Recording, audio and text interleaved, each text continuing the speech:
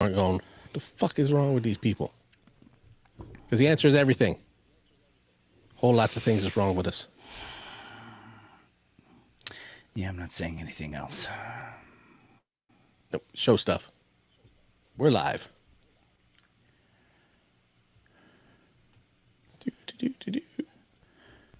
Ah. Right. Treat her right. Treat her right. Okay. Are you prepared to take a 5-inch tree? No more so than usual. So Good. you might just as well hit it. Perfect. That's exactly what I needed. So let's do that with a tree. Woo's your mama?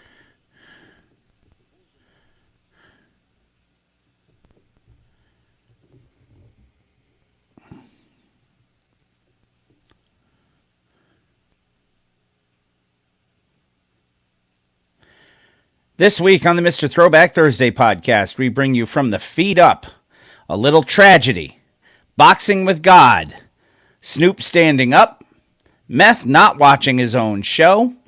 We ask what makes a classic and tell you to treat your mother right. What else?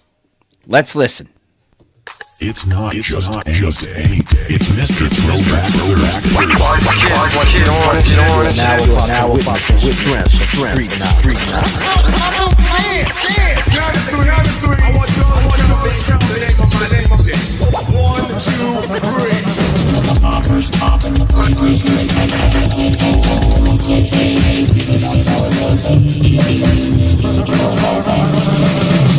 And now, here's your host, Bill Winters, and Mr. Throwback Thursday himself, Rock Rockets.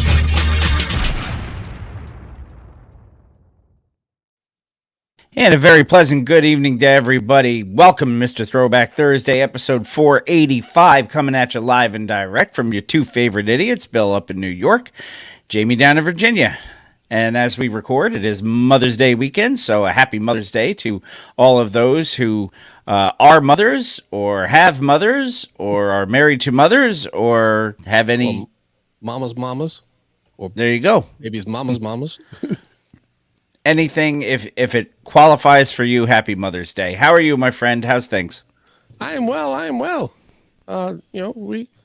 We are recording touch early this week. Mm-hmm. So I'm very happy to say that we had enough news to get through a show.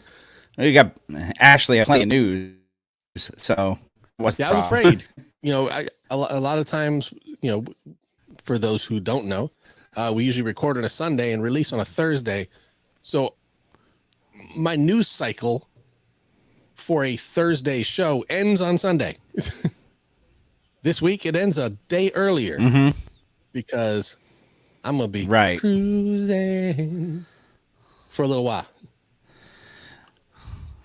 On a Sunday afternoon, which is when you're Indeed. leaving. So actually, that on a Monday makes afternoon perfect I'll be sense. leaving, but yeah, we will not have a live show next week because we have one in the can. Yep, we traveled to the future and already took care of that. You will have did, a show and next week, but we will not have a live performance next week. Yes, and those who joined us in the future, I don't know if there was anybody who did. There was a couple, I think, that did. I think so. But you can come back from the future and enjoy the show in the present when it's released a week from Thursday. And then we will be back the following week. Yes, because it's one of the better ones we've done. I think so. Speaking of which, we have our rival podcast. There's a reason that's not going to happen. We'll go into that another time. But we have quite a bit of news. 90s of headlines, actually. We got a little bit of news. We got a one and done that just made me shake my head when I read it. I understand why it was chosen. Yep, you can thank Cranky. It's his fault. No, it's Bill's fault. A record of the week from an artist that we've talked about a few times on this show, who one reason or another I don't think gets recognized as much as should. And there may be legal reasons for that, but There may be, yes, But we'll some see. non-musical reasons to push him out of the conversation. yes. We'll remind you who the artist of the month is. I will read lyrics, and then we will put a bow on episode 485. But in order to put a bow on it, we must open it up first, I guess. So, without any further ado, if you would be so kind, would you hit me with a little of that Triple H? Yay, yay.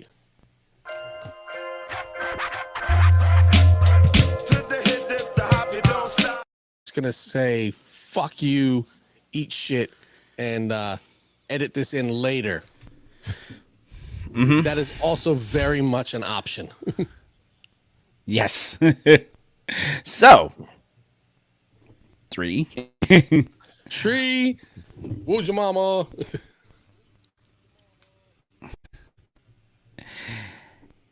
It is my turn, and we are going to start this week with Pix11.com, TV Pix, our favorite Channel 11 in New York City.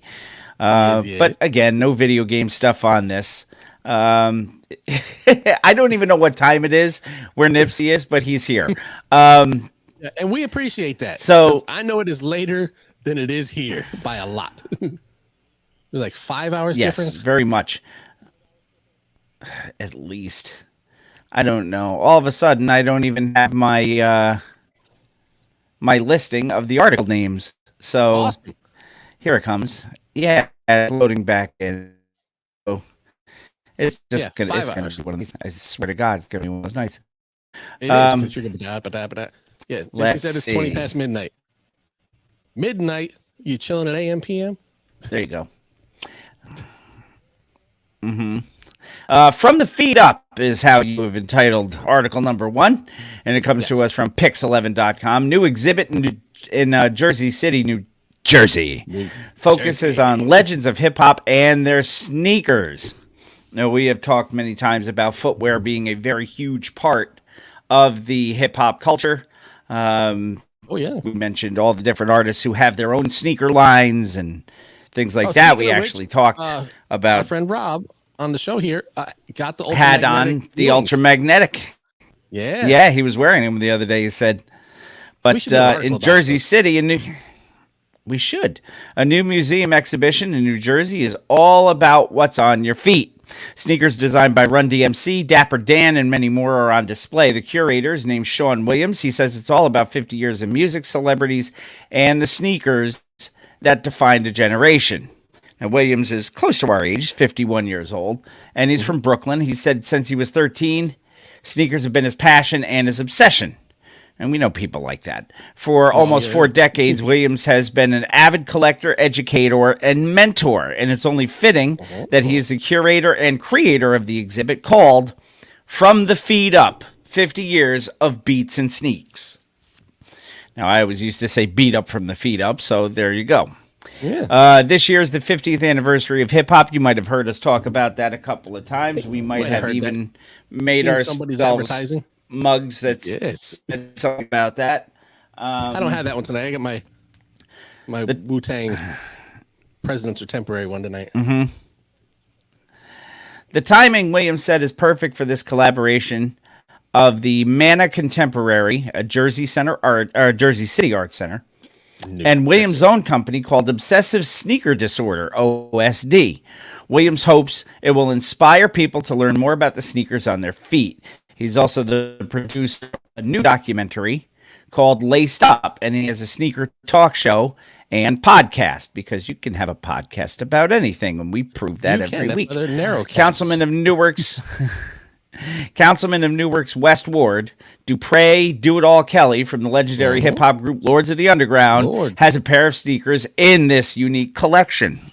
Williams has said that the sneakers will be the center of the hip-hop world, have been and will continue to be. Each pair of sneakers on display has a story, and this exhibit runs until June 15th. So if you are in Jersey City, New Jersey, and you're anxious to see this, go check it out. It's called From the Feed Up, 50 Years of Beats and Sneaks. And, Are Do-It-All you can get more sneakers information called on the it. Chief Rocker sneakers? It doesn't say, but it probably should be. It should be. If you want more information, go to our show page, MrThrowbackThursday.com. Click on the show links for this week and click on the first article. It will take you to the website with more information on From the Feet Up 50 Years of Beat and Sneaks. Yes. Next article. Again, this has just kind of disappeared on me, so give me half a second to refresh this. I don't know why Google is having such a problem tonight. No clue. But anyway, yeah, I don't have the title of the article that you gave it, but I mean, it's one of our favorite people that we talk about. It is called Illmatic Hoodlum. It probably is. I'm not going to doubt you I on know it. it is. I wrote it. Just waiting for reading load back because, yeah, but you have. Wow, you are okay. You need to go away and come back. And it is indeed entitled If I go away, I'm probably not coming back, but I'll try. Okay, I'll be back. Okay.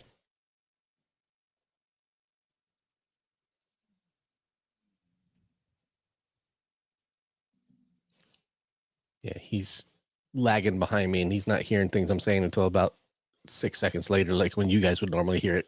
I gotta get him to reset. And for those that know, this goes in my notebook. Boop.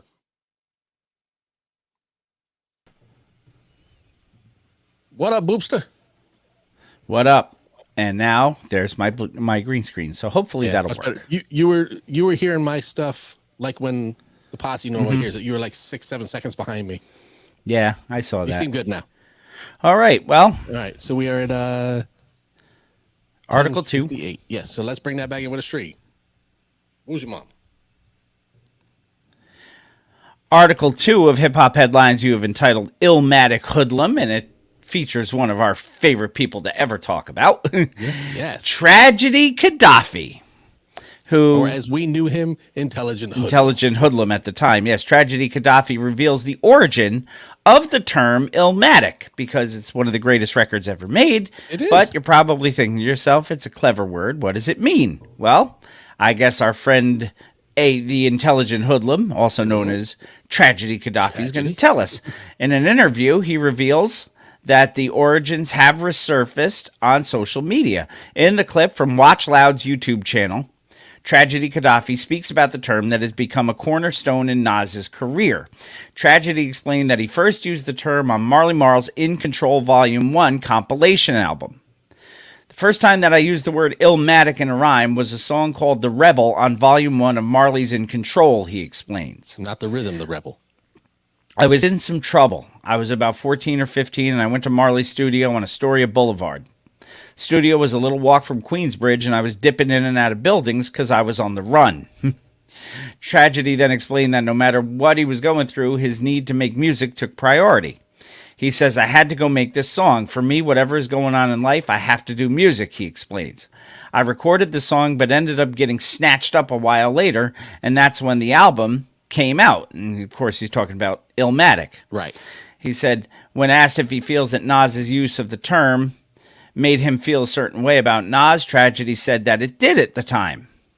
He And goes, that's understandable. If in 93, 94, you come up with a word that maybe, it hasn't caught on yet, but it's your plan that, I'm going to push this word. I'm going to make it work. And then you get put away. Somebody else hears that word and goes, I like that. So it's helping you move your word into the lexicon, but Nas's debut album is a little bit more well known, even at the time, than Marley's. The singles on Marley's In Control Volume 1. So I can understand Tragedy being pissed off at the time. right. And then he actually says that. He says, initially, I did feel a certain way, but it wasn't the usage of the word. To be authentic, I actually got it from an OG named Illmatic Ice. It's not that I said I'm going to make this word up. I was in the streets so much that I said, forget ill. I get illmatical.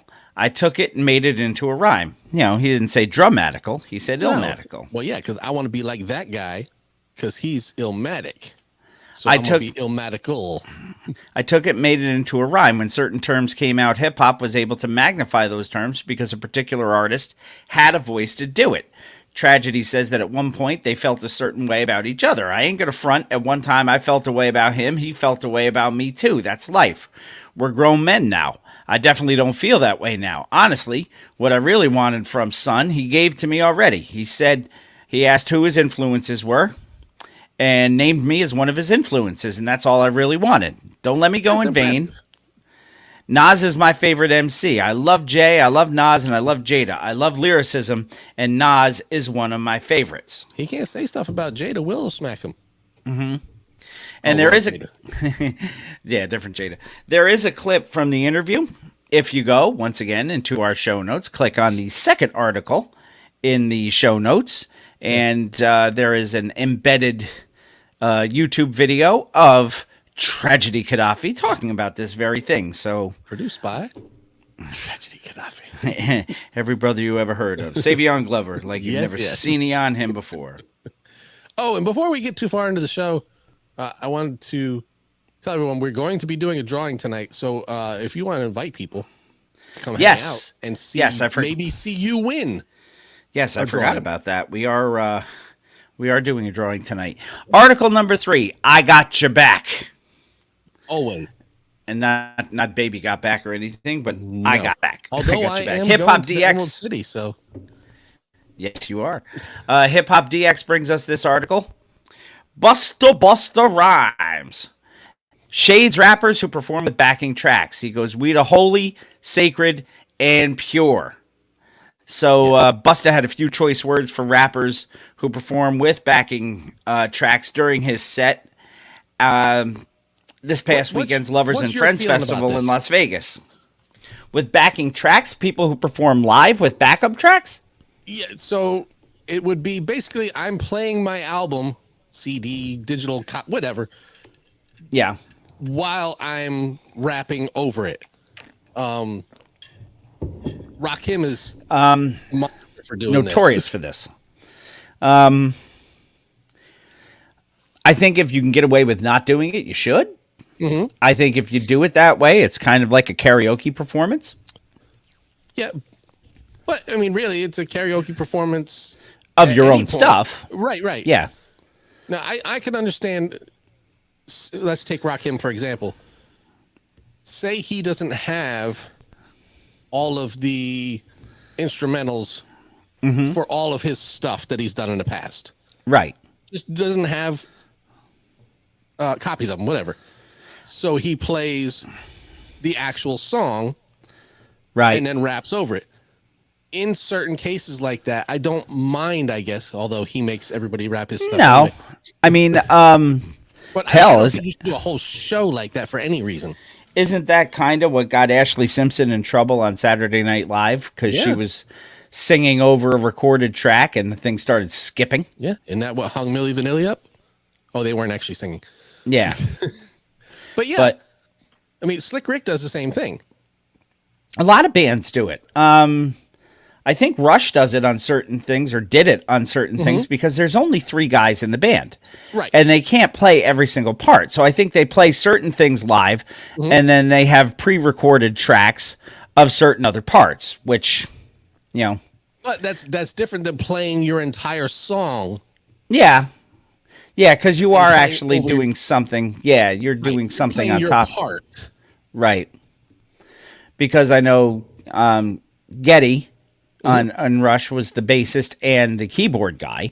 Right. And there are times where both keyboards and bass are being played. Now, if you can explain to me how you can play both at the same time, I'd be all ears. But But let's take that example. So if the music that is playing in the background is the bass only he should be playing the keyboards on top of and it. keyboard without the keyboard playing on the track. Right. That's the difference. Because if Rakim gets up there and has an instrumental behind him and he just does all of his rhymes, I'm cool with that. But Rakim playing an album and just rapping over top of the album so he's louder than his other voice. Yeah. I don't think that should be a thing. No, that's not even karaoke. That's not even karaoke. That's just freaking sing along. That's yeah. I think again, if you are in that situation where you don't have your own instrumentals for everything, yeah. the occasional song where you're rapping over your own stuff, I'm okay. But it should not be an entire show, and that's where Busta has issue here. Right. He says everybody who's doing that is doing an entire show like that. Yeah, and that's basically where we were going. He says he was performing on the Bling stage on May 6th. Busta acknowledged how the younger generation of artists have lost the art of live performance. According to Busta, his peers are cut from a different cloth that they don't manufacture anymore. We come from a time where there was no additives, no unnecessary mixing and diluting and tampering with the holy, sacred, and pure, he said to the crowd. We are the holy, sacred, and pure. And then he went into, a song there. What's the name of the song? Holy, Sacred, and Pure? Because it should have been. No, it was Chris Brown's "Look at Me Now." He went into his verse on there. Gotcha. And Chris Brown certainly is not holy, sacred, or pure. In part, his perspective on young artists may be influenced by the high standard that he and his peers felt was applied to them, and even more so due to his reputation as one of the most innovative artists in hip-hop. With his lyrical skill and animated delivery, as well as his colorful and wild videos, it's understandable why his expectations are so high. Busta's also known for putting on a pretty goddamn good show. Yes, I've actually seen that show. He is an impressive performer. He demonstrated at the 21 MTV Video Music Awards putting on a show as an art form. During his 8-minute medley, pyrotechnics and multicolored strobe lights were used, as well as giant stage props, just like his iconic music videos. The only thing more impressive than the stage design was Busta's dragon energy. Dungeon Dragon energy. Yes. If and you his were. outfits. Yeah. Busta's not the only one who disliked rappers performing over their own tracks. During a 2017 interview with Sway in the Morning, Denzel Curry explained why some rappers have fallen off his radar because of their mediocre performance. According to Denzel Curry, he doesn't, quote, do that shit because he cares about giving his fans an authentic show. Oh, I thought you said Del Curry. Because I didn't say Steph Curry. He's not playing anymore. Because I'd be looking at shows and motherfuckers be playing they shit, and it'd be the fucking soundtrack from the fucking SoundCloud, he told the host. Similarly, back in 2018, Elliot Wilson posted a screenshot of a tweet via Instagram which portrayed new school rap artists as lazy because, in essence, they let their recordings do the work while they let loose on stage. Yes, that's another thing. There is a lot of that. I'm going to let my song go, and I'm going to dance around like I'm Piss Dookie in a video. Chris Brown, since we mentioned him, has always been, anytime I've seen him on an award show or whatever, because I would never go to a concert, but, he's got the Janet Jackson headset on because he's a big dancer. Yeah. You can tell 100% he is not singing. No, because he would be out of breath. Or it would at least, the inflection would show that he was working. Right. So that's another, just let the music and the song go while I perform for you. Right. That's why there's the breaks. You can not have to worry about singing or rapping or whatever, and then perform if you're a dancer or whatever, while the music plays, and then get back in and do your thing. Now, this next part is what kind of gets me a little bit angry. Trinidad James took to the comments from Elliot Wilson, offering a different perspective, noted that the issue is, quote, kids performing for kids. He says, it's easy for somebody who don't do music to throw the kids under the bus, he wrote. He continued, if you are 24 or older, yo ass need to go to a J. Cole or Kendrick show. Stick to your age range. No. We went to fucking Wu-Tang, and there was every age imaginable there. Yeah. Music doesn't have an age range. You may have a target demographic, but music is going to reach who it's going to reach. I like this one guy's comment on here too. He says, once you step on that stage, you elevate yourself from rapper to performer. If you don't know how to learn or learn how to perform, then it's a rap. You shouldn't be able to grab that mic and project your voice to the back of the damn arena. That's what your diaphragm is for. And another reason why cats be on that bullshit is because they often forget the words to their shit or be too high or drunk to properly perform. And if that's the case, I want all the money back because I'm not paying for that fuckery, he says. Yeah. I will object to his classification of performance, though, because KRS-One steps on a stage, he performs. He raps, he performs. Jay-Z, when he gets on the stage, raps.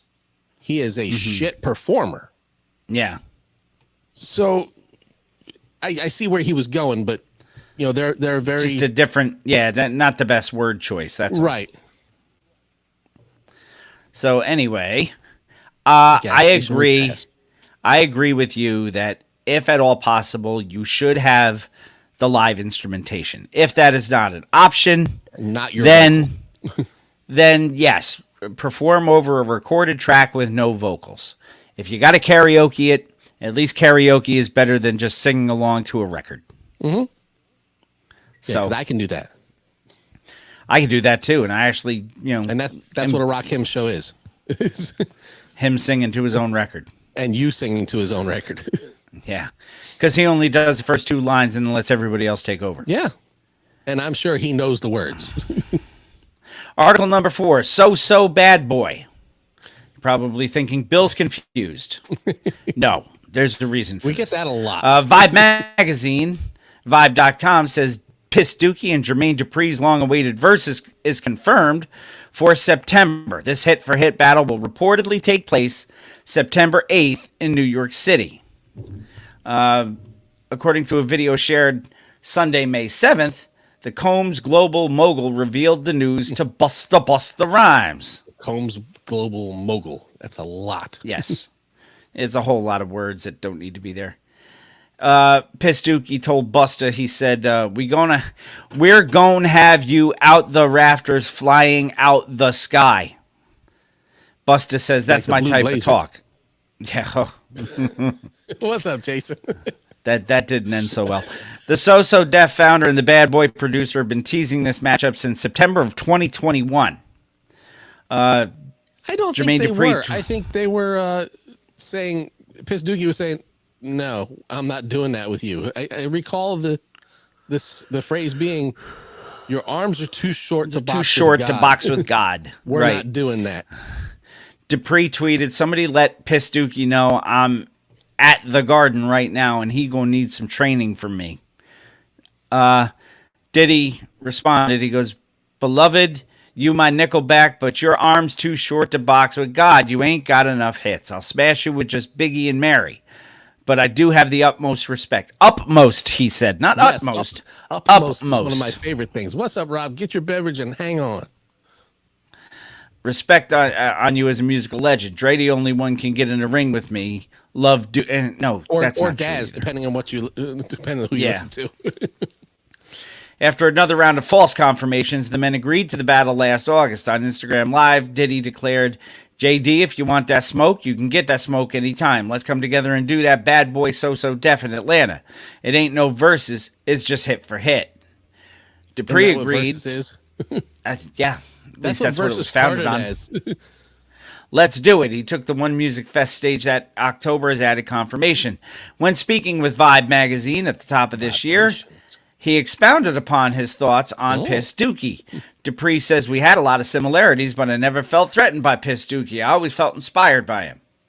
Despite Dookie's unofficial announcement, Versus co-founders Timbaland and Swiss Beats have not formally confirmed the event. The last Versus to occur was Omarion and Mario's featuring Bobby V, Pleasure P, and Ray J back in June of 2022. Didn't see it. And if a Versus happened and nobody watched it, did it really happen? Yeah. So June of last year, we haven't had one since then. That's what Damn. they're saying. I thought the KRS and Kane one was after that, but I guess I was wrong. I guess it was before. Yeah. Chuck feature our next article, and this is the intelligence part of the program. Whenever we bring Chuck part? D in anything, we already had him. Yes, we did. Allhiphop.com brings us this article. Public Enemy's Chuck D has a consequence, I should say, ask together, what has America done? This track will live on Consequence's forthcoming album, Nice Doing Business with You. I still think it's sad that no matter where it's written, that somebody feels the need to say Public Enemy's Chuck D. Like there is any other Chuck D that's going to come to mind. Well, I guess for those who are uninitiated, they have to be particular. Chuck D has teamed up with Consequence for a new single and accompanying video called What Has America Done? The track will live on Consequence's forthcoming album, Nice Doing Business with You. The Tribe Called Quest affiliate, Q-Tip's cousin, made the announcement via Instagram last week. He wrote himself, Chuck Cons wrote in caption, What Has America Done? Featuring the legendary Mr. Chuck D, guest starring Tony Williams, and We Annie. Video coming soon. Queens Get the Money. Nice Doing Business with You via at 192 Records. Dollar bill, y'all. Oh. Speaking to All Hip Hop, Consequence talked about what a huge honor it is to collaborate on a song with the D to the Rock and Roll Hall argument last week. It's really a dream come true to work with Chuck D, he says. His artwork helped me navigate becoming a man throughout my teenage years, and our record together is a continuation of the messaging that he's consistently delivered. Chuck, who currently serves as president of the Hip Hop Alliance alongside founder Curtis Blow. I know you do. I saw your t-shirts. Yeah. You had plenty of the Public Enemy style t-shirts. I did. I in wanted fact, to be airbrushed Chuck most of them yourself, didn't you? Yeah. So Chuck currently serves as president of the Hip Hop Alliance alongside founder Curtis Blow and KRS-One. He recently announced a new app for hip hop fans 35 and up called Bring the Noise. Initially, it'll be available solely to people in his inner circle. Try out, then invite others before it's in the App Store. We talked about that as well. Bring the Noise is culture media, not social media, he said at the time, which was the quote we used then. As for Consequence, he's been teasing this album, Nice Doing Business with You, for months. The project arrived in the form of Bloodstained 2, the sequel to 2022's original, produced by Pass. What Has America Done is scheduled for release next week. So when you get back from your world travels, we may have a record of the week that week. We may. Okay. He says we talked last week very much. I need you to go again. Okay. Well, it should be better now because I think for a while I was dragging behind you, but I think we're good. Yeah. Now. All right. Well, because I'm not dragging and neither are you. So. Yeah, but you're not hearing me live. Okay. I'll back out and come back in. Okay. I don't know what does that. What sends us out of sync?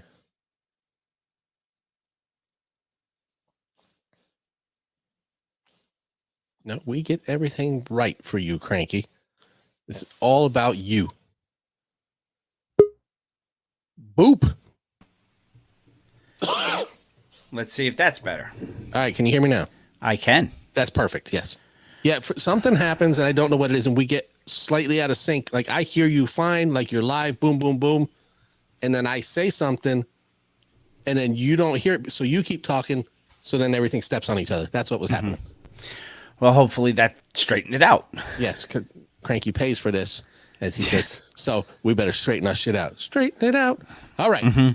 So let's bring it back in with a Shree. Who's your mama? Our next article you have entitled 50, Kyrie, and Rolling Stone. And this goes back to what we've been talking about a couple of times in the last couple of weeks. Yes. Regarding Pras Michel. And the fact that he is in a little bit of trouble. Yes. And how he is upset with other people for saying he did some shit that he said he didn't do. Like, he's going to say, okay, yep, I took the money from Mr. China guy and put it in to these funds, like Leonardo DiCaprio did, but he got a better deal than me. But he's saying I didn't snitch on anybody because it makes him look bad. You know, it takes away his what little street credibility the fourth best Fuji has. Out of 4, mind you. Out of 3. Out of 3, yes. So yeah, he's, Well, I guess if you count the mic stand. yeah, yeah, he's not happy that all these famous people and Rolling Stone put business out there that he said he wasn't really a part of. Yes, former Fuji member Praz preparing to sue 50 Cent, Kyrie Irving, and Rolling Stone. He's going the Doc Ice method. He is. Over social media posts and a news article that alleged that the rapper was an informant for the FBI. He was an alleged informant, yes. An attorney for Praz, real name Prakazrel Michel, sent notification letters out Wednesday to representatives for 50 Cent, Kyrie Irving, and Rolling Stone magazine. The letters, obtained by the Los Angeles Times, focused on Instagram and Twitter posts, as well as a Rolling Stone article that include the allegedly defamatory comments about the rapper being a, quote, rat, quote, government informant, and, quote, FBI informant. Now, you know as well as I do, everybody and their mama was posting this. Yes. Every news, every podcast, every media outlet was saying Praz was an FBI informant, but he's going after 50, Kyrie, and Rolling Stone. Are they the 3 big money makers out of all the people that were saying this? Apparently Does he so, have a personal axe to grind for other reasons? I don't know. I would imagine that may have something to do with it. Did you God tell him to do it? I don't know. The mic stand did. Florida law requires plaintiffs to notify all parties with a letter that includes the alleged defamatory statements at least 5 days before filing a lawsuit. This is only in Florida. Michelle's legal team plans Where to he was sue, dancing around the border. like Cassius Clay, Yes. yes, in Miami-Dade County in Florida. Jonathan Noah Schwartz, who is representing Praz Michel, wrote that the statements made by the celebrities and the news outlet led the rapper to lose business deals and contributed to less revenue from his music. He's I going think to what jail. contributed to yes, and I think what contributed to less revenue from his music is that nobody buys it because it's terrible. Yes, less revenue from the It one is, album that he and- did that people actually think ODB did. Which we sadly enough did too.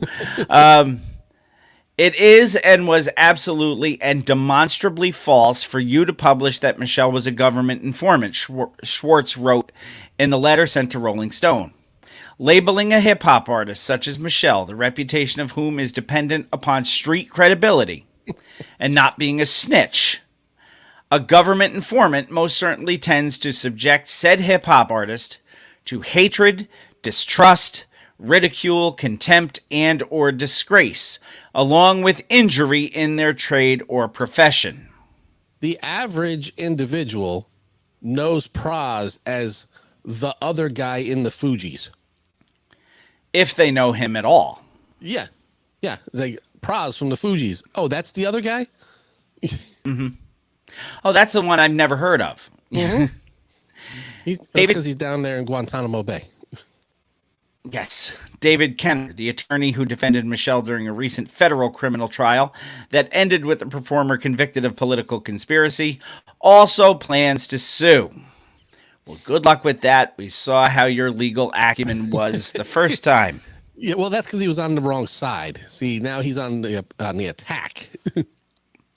Kenner, who has defended the likes of Marion Suge Knight and Snoop Dogg, said he lost clients because of the alleged defamation, according to the letters.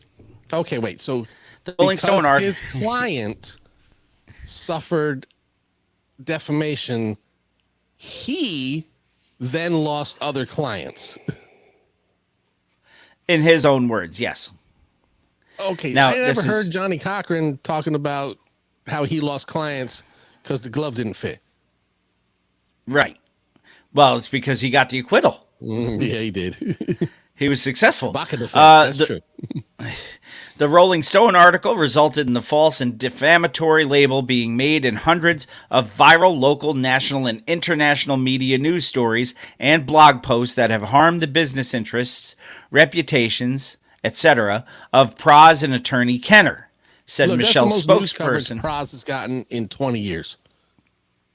Yes, Praz's spokesperson named Erica Dumas, which Badu. is spelled like dumbass. So you make your own. Yeah, maybe Wyclif's setting them all up. Lauren Hill was supposed to be the star witness, but she showed up late. That joke just wrote itself. But the thing is, it wrote itself a week ago, and we're just getting to it now. We're just now getting it. Erica Dumas said in a statement emailed to the Times, it is unacceptable for any media outlet to publish unfounded and false allegations that can damage the businesses and reputations of individuals and put them at risk. Dumas went on to criticize 50 Cent's labeling of Praz as, quote, a rat, and Irving's, quote, FBI informant tweet as placing Michelle and Kenner's safety at risk. Representatives for 50 Cent, Kyrie Irving, and Rolling Stone did not immediately respond to requests for comment when reached out by the Los Angeles Times. They probably did comment, but it was unfit for public consumption. Yeah, they're all in witness protection. The defamation allegations stem from testimony Michel gave during his own criminal trial last month. Michel was convicted of various charges tied to an illegal foreign influence scheme, which included a plan to get former President Trump to extradite a Chinese national living in the U.S. The man was wanted for criminal charges in China. I took it upon myself to report because I thought the FBI should know, Michel testified during the trial, referring to his communications with the U.S. government during the scheme. Okay, and its coverage so, wait, he gets in this scheme with this Chinese guy. Then he takes the information, goes, oh, well, maybe this isn't so smart. Maybe I should let the FBI know about this. Let me call 1-800-FBI headquarters. You don't just get on the phone and call the FBI because some Chinese guy said he's going to try to get some other Chinese guy exported. You do if you're Praz, apparently, and that's your legal you do if you're defense. an FBI informant and you're supposed to be watching this guy. Yeah. So I took it upon myself because I thought the FBI should know, he said. In its coverage of the trial and testimony, Rolling Stone magazine referred to Michel as an informal FBI informant. In the And original how is that version, wrong? it isn't. In the original, Informally informed to the FBI about what was going on. the original version of an April 18th article, according to an archived version of that article. The article was eventually edited to say that he voluntarily met with FBI agents, erasing the language that said informant.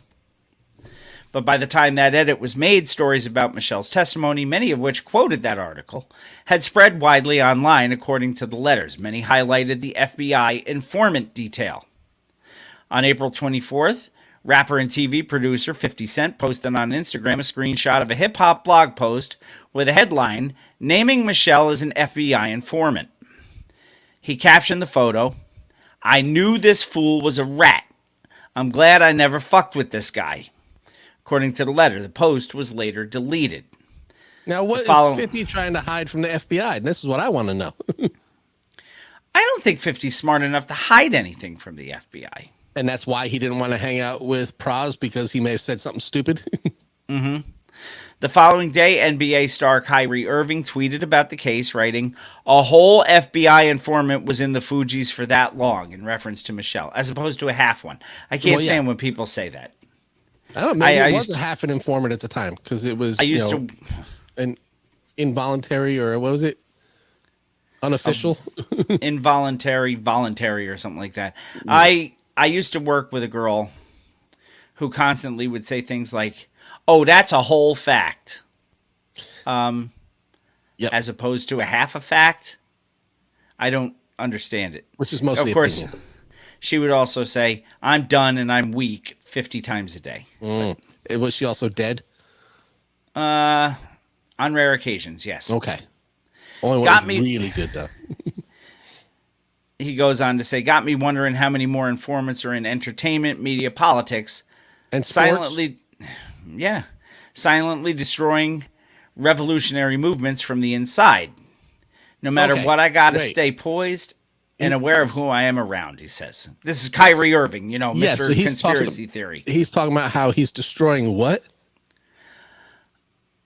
Got me wondering how many more informants are in Right. entertainment, media, politics, silently destroying revolutionary movements. Okay, so this Chinese guy who was trying to get another Chinese guy back to China because he was facing criminal charges there. That's a revolutionary movement? I don't know. If I drink Or is too much Praz coffee, dancing around the border a revolutionary movement? I think what Daylight did on stage was a revolutionary movement. Probably. Anyway, Praz Gas said station passed. Kyrie's tweet actually still remains live on his account. He has not deleted that tweet. Praz addressed the informant labeling earlier this week, telling TMZ, "Look, I was never in the past, present, or future an FBI or a CIA informant. Never, ever. If people want to check it out, look at the testimonies. They could see that all within the records and all the D.C. courts." Where I said I gave the FBI information, but I didn't inform for the FBI. That's where he is. That's where he's Yes. dancing around the border there. "This is not a Takashi 6699 situation," he continued, drawing a distinction between himself and Daniel Hernandez, real name of Takashi 69. While Didn't even know Hernandez that. faced charges such as conspiracy to commit murder and armed robbery in 2019, he cooperated with the government and testified against his fellow gang members in exchange for a lighter sentence. He originally faced a minimum of 47 years in prison, but was eventually sentenced to 2 years. Did he even So serve that? I don't know if he served the whole thing. I don't In believe Michelle's criminal case, a jury on April 26th found him guilty on all counts of conspiracy, concealment of material facts, making false entries in records, witness tampering, and serving as an unregistered agent of a foreign power. That's the coolest title of whatever he did. This ain't shoplifting and jaywalking, man. This is No. serious shit. The charges Unregistered agent. The charges included a scheme to illegally contribute to former President Obama's 2012 re-election campaign. The trial included testimony from a former Attorney General Jeff Sessions and actor Leonardo DiCaprio, the latter of whom received financing for The Wolf of Wall Street from an alleged co-conspirator, Malaysian financier Low Tech Joe, who we've talked The about. Malaysian Joe Prime Low. Minister. Yes, Joe Low, who fled the U.S. to avoid the charges. Praz is awaiting sentencing. According to prosecutors, he faces a maximum penalty of 20 years in prison. He does. He's in trouble. Unless he's Founders is the next article. And Founders comes to us from Afrotech.com. LL Cool J.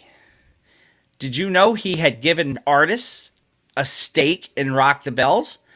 I was I this did. I week didn't- years old when I learned that. Yeah, no, I knew that Sha Rock, Shantae, and Kaz had stakes. That I knew. I remember when all of their shows started, they talked about how LL had basically told them, "I'm doing this for all of us." It's a FUBU thing. But I did not know how deep it went and how many people were Good dog. involved. I knew that for the hosts. I didn't know that for people outside of that circle, though. Yeah, and LL is it adamant was before about- they became hosts. Like when he started, Yes. he said these are founders that need to be taken care of, and then they ended up hosting shows. So he took care of him more ways than one. LL is adamant about giving the pioneers of hip-hop their flowers, and as Afrotech previously mentioned in a prior article, with Rock the Bells, created to empower hip-hop culture from its roots to modern day, he's doing just that. During an interview on the $1 Million Worth of Game podcast, the rapper turned entrepreneur revealed his global platform, Rock the Bells, has split its stake with pioneers that include Salt and Peppa, Big Daddy Kane, DJ Kool Herc, Roxanne Shante, Run DMC, and Fab Five Freddy, among others. Who you may have He heard. says, I felt like the people who you may have heard of. I felt like the people who started this culture and the people who helped contribute to this culture deserved to share in the success of the company of Rock the Bells, because I believed from the beginning that it would be a success. So I made sure that they had a piece, LL explained during this podcast interview. He also added, sometimes I'm not even sure they understand what they own a piece of now, because Rock the Bells has become something really major. It started with me saying you should own a piece. That's how we got to do with each other. LL knows where his journey began, knows what came before it. If you recall, he was even quick to defend the genre's early creators last year when a critic called hip-hop's pioneers dusty. And we talked about that because we actually played his response. Mm-hmm. He made it clear that the genre would not exist without the originators and that there are more resources available today than ever before. He says, when hip-hop first started, there were no managers, there were no accountants that believed in it. He said on Instagram Live, according to Hip Hop DX, record companies didn't even believe in it. Nobody believed in it. How can you make a 5-year plan or a 10-year plan on something that doesn't even exist yet? And I think we said that quote when he did his little spiel on the recording. But LL he's always been very much behind these guys. LL added, just because they didn't get rich, just because they weren't able to pile up millions or billions of dollars does not mean that they didn't make a contribution to this culture. They created an industry that we all ate off of. They created an industry that you continue to eat off of. It's because Jam Master Jay didn't shoot him. Right. So he was shooting Jay. He said, I'm going to owe him forever for that. According to a report from GitNux, the hip-hop industry, the entire industry, has scaled to be worth an estimated $7.7 billion with a B dollars. And that may not have been possible without early pioneers like LL Cool J and more. In fact, I would venture to say it would not have been possible without the early entertainers. And speaking of people who stand up for the other people and for the right thing to do, next article, Snoop is for the writers. Stereogum.com brings us this. No.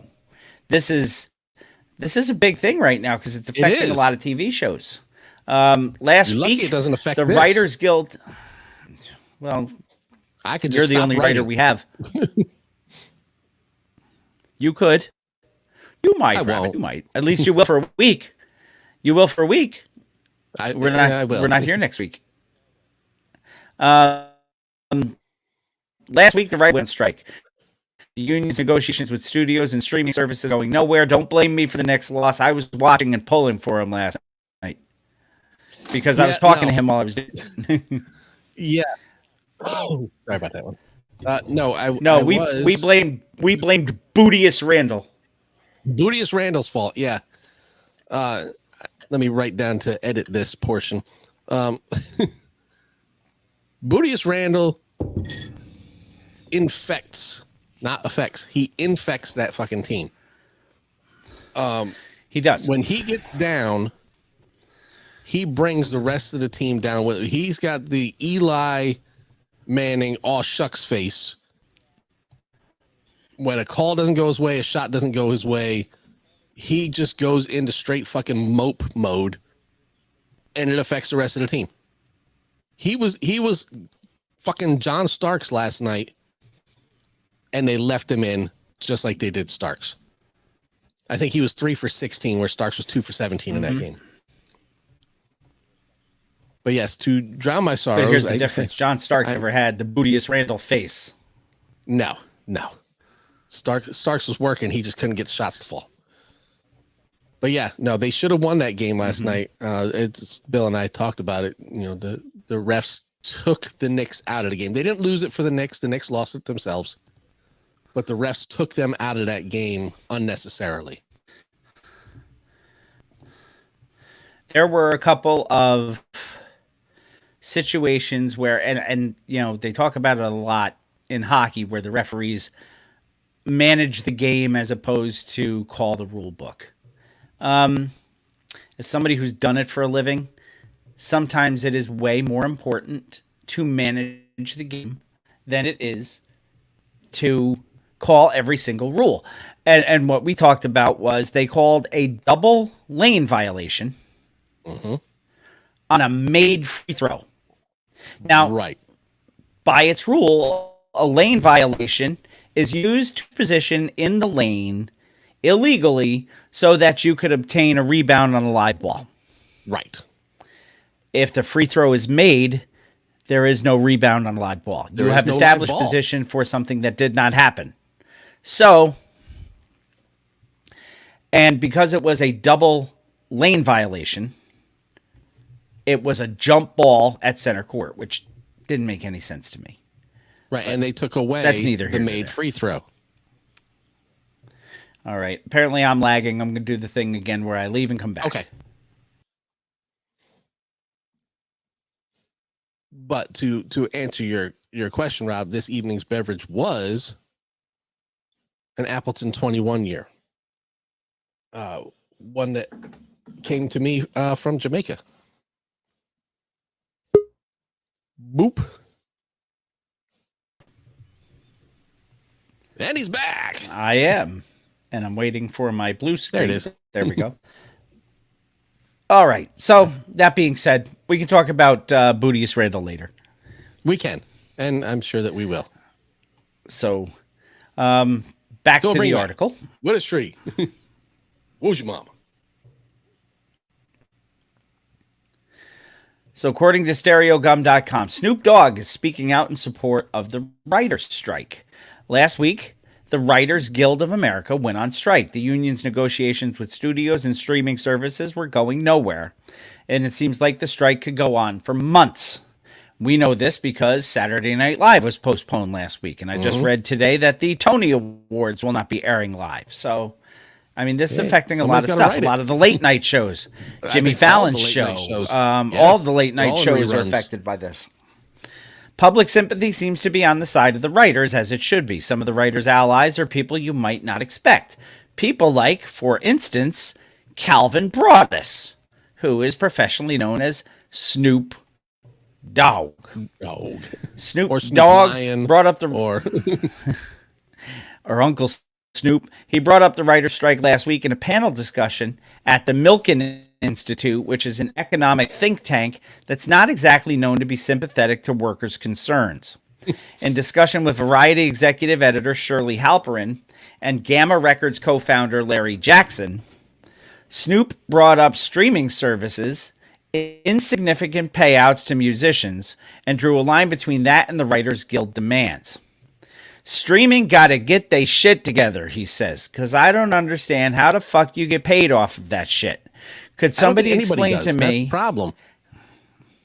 And that's what he says. He goes, could somebody explain to me how you could get 1 billion streams and not get $1 million? That shit don't make sense to me. I don't know who the fuck running the streaming industry, if you in here or not, but Nickelback, you need to give us some information on how to track these monies down, because 1 + 1 ain't adding up to 2. That shit don't add up. And I have to say that's a lot of the main gripe with a lot of us artists. We do major numbers with streams in this shit, but it don't add up to the money. Where the fuck is the money? Yeah, When that's I one of the- first one came- of the big hooks that the Writers Guild has right now is in the streaming revenue. Netflix, Hulu, Disney, all of them, that they don't know how they're getting paid or how they're supposed to be getting paid Right. for all of these, everybody who watches Game of Thrones or whatever. The writers on that show, so many billion people watch that show. how are we getting paid per episode or per view or whatever for our work? I understand It is a very their legitimate stance, gripe. Very legitimate gripe. but I don't know how to answer their question. I don't know it either. He says, and again, this is back to Snoop. When I first came out, my records would sell based off of physical. If you sold 1 million copies, $9.99, $9 million, you get this percentage. That's what Right. it is. So if I sell how many streams, how much money do I get? It's not being translated, and it's not working for the artist right now. And I just want to speak to that in the music industry. That's fucked up, and we need to figure that out the same way the writers are figuring it out. The writers are striking because of streaming. They can't get paid. Hello, John. Because when it's on the platform, it's not like it's in the box office. In the box office, if it does all these numbers, you may get a up. Oh, it did this many? Here's another check. But on streaming, you got 300,000 hours and somebody watched a movie. Where's the money? And I know I'm going off script right now, but fuck it. This is business. This is the money business. This about? is a room full of business people, and somebody may hear this and may be able to do something about it so that the next artist don't have to struggle or cry to figure out how to get to his money. Because some of these artists are streaming millions and millions and millions of fucking millions. streams, and they don't got no $1 million in their pockets. No lies, as got ARS hundreds in Technical their points pockets? out. They don't even have hundreds. They got pennies in their pockets. That's not good. Snoop also talked about the advancement of AI and the resignation of Google's Jeffrey Hinton. Snoop says, I got an AI right now that they did made for me. This Nickelback could talk to me. Me and this Nickelback could hold a real conversation for real, for real. It's blowing my mind because I watched movies on this as a kid years ago. When I see this shit, I'm like, what is going on? And I heard the old dude that created AI is like, this is not safe because the AI's got their own minds. And these motherfuckers going to start doing their own shit. I'm like, is we in a fucking movie right now or what? What the fuck, man? So As do long as I it's not need a to... streaming movie? Because that'd be very confusing. It'd be Inception. So do I need to invest in AI so I can have one with me? Do y'all know? Shit, what the fuck? I'm lost, he says. So, you know what? Not that it matters because I don't have any kind of pull, but I stand with the writers as well. Yeah. And Snoop Not raises that a it very, matters. very good point. But yes. You know, if I wrote, say I wrote the Red Wedding episode of Game of Thrones, and I That's the thing know that happened, I guess. it is. It's one of the more famous episodes of the show. Okay. Never watched an episode. If I wrote the Red Wedding episode of Game of Thrones, and I know that on the first showing, the live showing on HBO, it got, according to Nielsen or whatever, 76 million people watched it. Mm-hmm. I know I'll get paid based off of that 76 million. Now, that thing is on HBO Max. People are paying, $10.99 or whatever it is a Or month whatever it is. Yep. for unlimited streams on that platform. Mhm. If they watch that Red Wedding episode, why is that number not figured in like it was live? Right. I mean, people and were it's getting just like for the musicians for your Spotify or Apple Music streaming. Now let me think about this though, because I don't know the answer to this. Was there something there was never any controversy, for lack of a better word, about artists getting paid for video cassette and DVD releases, right? Not that I'm aware of, no. Now Because that was physical that's a media. But here's the thing. Yeah, if you bought the movie for $20, there's hard copy that says, this physical was purchased for this dollar amount, and X percent of that has to go to artist XYZ who was in it. Right. What about rentals? Because a physical copy did change hands.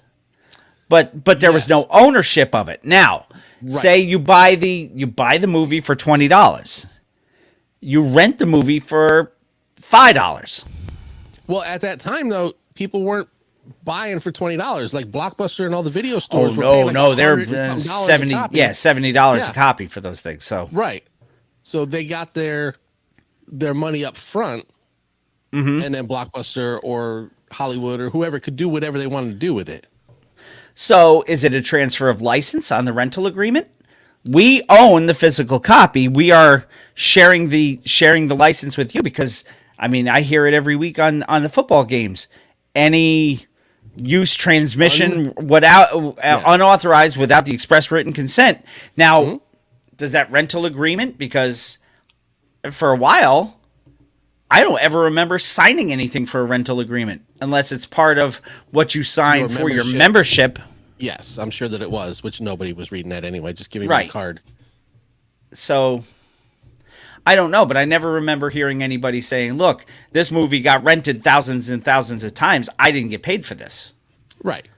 But streams are Because different. that's the only thing I can think is because it was an upfront, just like when you go to the movies, the movie theater has to pay pretty much the gate. I don't know if it is anymore, but it used to be. The movie theater would pay pretty much the entire gate for the rental of the film. Or like 98% of it, because the movie Right. theater, was that's why the essentially snack all of bars are crazy, because Exactly, that's how that's they why- make their money. Yes, that's the only way they really make any money. And you have a kid who works in a movie theater, so you do. probably know about this. And I worked in a movie theater. Well, the only reason I I don't know know- the ins and outs of it, but I do know that there ain't no way on God's green earth that a large soda should cost $11. No. The only reason I know is because a long time ago, let's say 15, 20 years ago, I looked into opening a drive-in movie theater here because there are none, and the season is much longer than it would be up there. Right. So that's how I found out about the renting of the prints and all that other stuff. But anyway, unnecessary information. Well, it's good to know because the High Park Drive-In is actually closed now. They're looking for somebody to own and operate it. So if you ever want to come back home, Yeah. and then you could deal with High Park bureaucracy. Yeah. So no. Last article, Hip Hop Headlines. What makes a classic? We have talked about that ad nauseum on this show. Yes. Hip Hop Instantly DX. Impossible. Yes, Hip Hop DX asks that question by way of an interview with DJ Clark Kent, who says that Dr. Dre's The Chronic is not a classic album. Yes. That's an interesting take. I'm anxious to see what his It's a hot rationale take, if you will. for saying that is. Yes, Dr. Dre's debut album, The Chronic, is sorry. often referred. And for Rob. All right. Moving along. Dr. Dre's debut album, The Chronic, is often referred to as one of hip hop's greatest albums. But for DJ Clark Kent, he doesn't think it deserves the classic tag that is so often bestowed upon it. During a sit-down between DJ Clark Kent and Angie Martinez on May 8th for Season 1, Episode 2 of Warner Music Group's Iconic Records podcast series, he made the claims while breaking down Biggie's astronomical success with his first album, Ready to Die. As he began naming artists that have made classic albums, Angie Martinez mentioned The Chronic, which prompted him to discuss his viewpoint of that record not being classic material. If you look at every album that you think is a classic album, said Clark Kent, like the real classics, the NWA's, Ice Cube, Snoop's first album, Quest, Slick Rick's album, Chronic, I can't even put The Chronic before I put Snoop Dogg's first album. Snoop Dogg's album is better than The Chronic. It definitely is. That's not even a question. But that's not what determines a classic.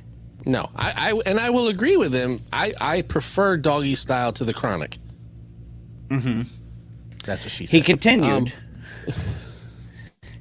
What I'm saying is, if you take a second and listen to all those albums, Reasonable Doubt, Life After Death, Ready to Die, they're the same album. All of these albums do the same thing.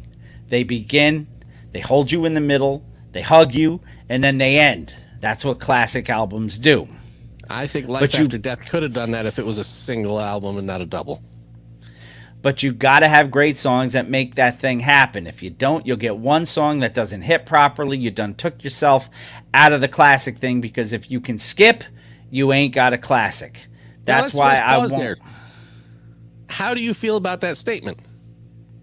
If there's a song on the album that you skip, and I don't mean I'm not in the mood to hear that song right now, but that one song where you're like, I hate this fucking song, whatever, that you go past, can it still be a classic album to you personally if there's a skip on the album?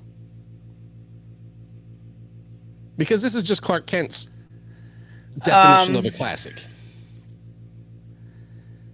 Yes, I think it can, because I look at it a little more broad spectrum. There are classic albums that I think are classic, that I own, but I'm allowed to have favorites of songs that I just, I don't skip them all the time, but there are songs where I'm just like, gah. Yeah. Not a lot, but there's one or two. I will tell you that there is a classic album, and that I don't think anyone will disagree with me that it's a classic. It's Paul's Boutique. Uh-huh. I would say 90% of the time, I skip the first track to All the Girls. Yeah. Just because it's an me, intro. it's a glorified intro, yeah. Yeah. But it's too long to be an intro. It's technically a song, but I don't listen to it. But that doesn't make the album any less a classic. No. That's what I'm saying. There can be a song that you skip regularly, and I still consider the album a classic. Now, I don't skip that, but there are times I do, because I just want to get right into, Shake Your Rump or whatever. But because I want to hear him say Aluminum. But Yes.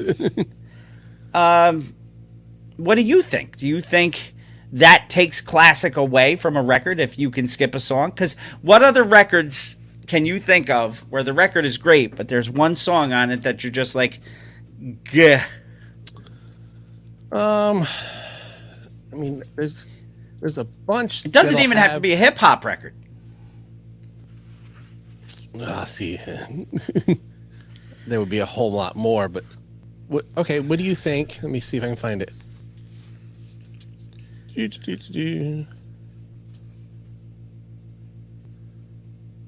see.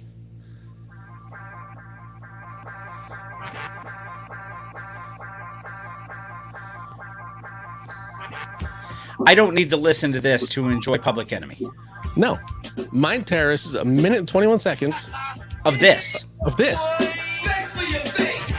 It does it Adds benefit nothing the of album. substance Nothing to the at all. album. Nope. And the fact that I knew exactly what album it was tells you that it's a classic album, because 100%. I hear that and I'm like, oh yeah, that's, Mind Terrorist from Takes a Yep. Nation of Millions. Face And that's for your one of the face. ones where if I hear maybe the first 10 seconds of it, I'm like, okay, I've heard enough of this. Click. Yeah. But you want to tell me now that It Takes a Nation of Millions is not a classic album because I skipped that that's there. song? Yeah. No, I there's- think Clark Kent's out of his ass on this. Yeah. Now, if there are multiple songs on the Chronic that he doesn't like, that's different. And it's also do the masses skip the album Yeah. or skip the track, or is it just you don't like it, so now you're gonna say it's not a classic because I don't like a song? That's also And that's a very fine. different. That's fine. If you want to take it on a personal level, this is not classic to me, then say that. This is not Yes, classic I don't to like me. these 3 songs on the album. Uh-huh. But there are many that Mm-hmm. have 0 skips. Like there's one that's got a 28-second song on it that I have to hear every single time I listen to it. And that is?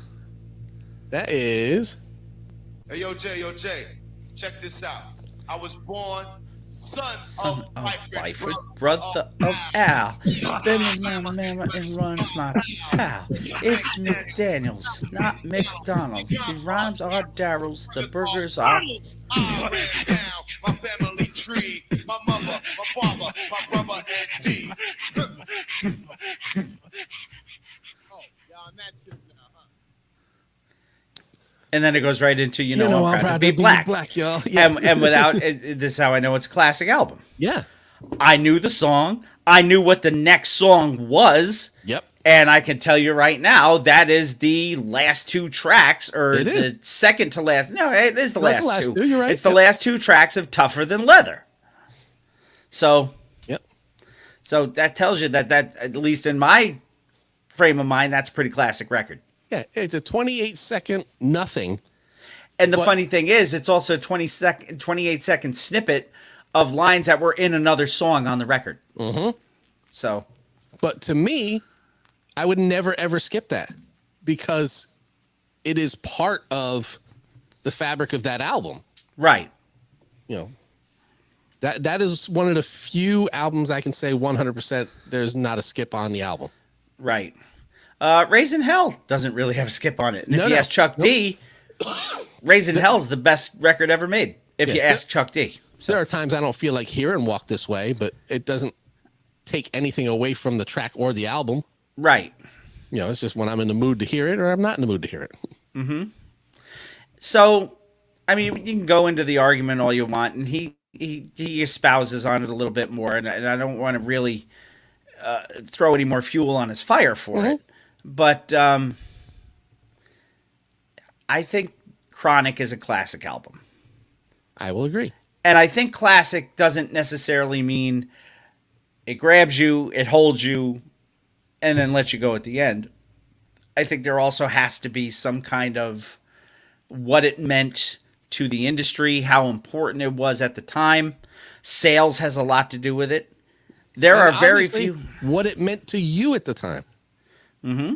Because, again, if Clark Kent is saying this is not a classic album and you are 100% saying it is, this album has that's- meant something different to the two of you. Yeah, to be and that's viewed that fine. way. That's Yeah. fine because his adding in Ready to Die. Him and I disagree on that all day. There's not a single album I can call classic by Biggie because I just don't like him. Right. Yeah. Now, that being all these said, people I can- say that Lil Wayne has classic albums. I've never listened to a Lil Wayne album from front to back. I can tell you that 100%. No. So I can No. tell you I will disagree with you, but I could be wrong in my opinion. My opinion is based off of my own personal listening choices. Yeah. I do There are understand that there are a universally lot of accepted classic albums. You know, and Frampton I would Comes say Alive. yes, and I would say Raising Hell is one of them. Raising Take the Hell Nation is of Millions one of is them. one of them. yes. The Great Adventures of Slick Rick, I don't care what anybody says, is one of them. Yes. And I mean, there's not a skippable track on that one either, just There's not. because the first time you heard it, you had no idea what the hell he was going to say. Yeah. And then once you did find out what he was going to say, then you never skip tracks on there because you're like, I can't believe this motherfucker said that. So Here's one of DJ calls. lick the balls.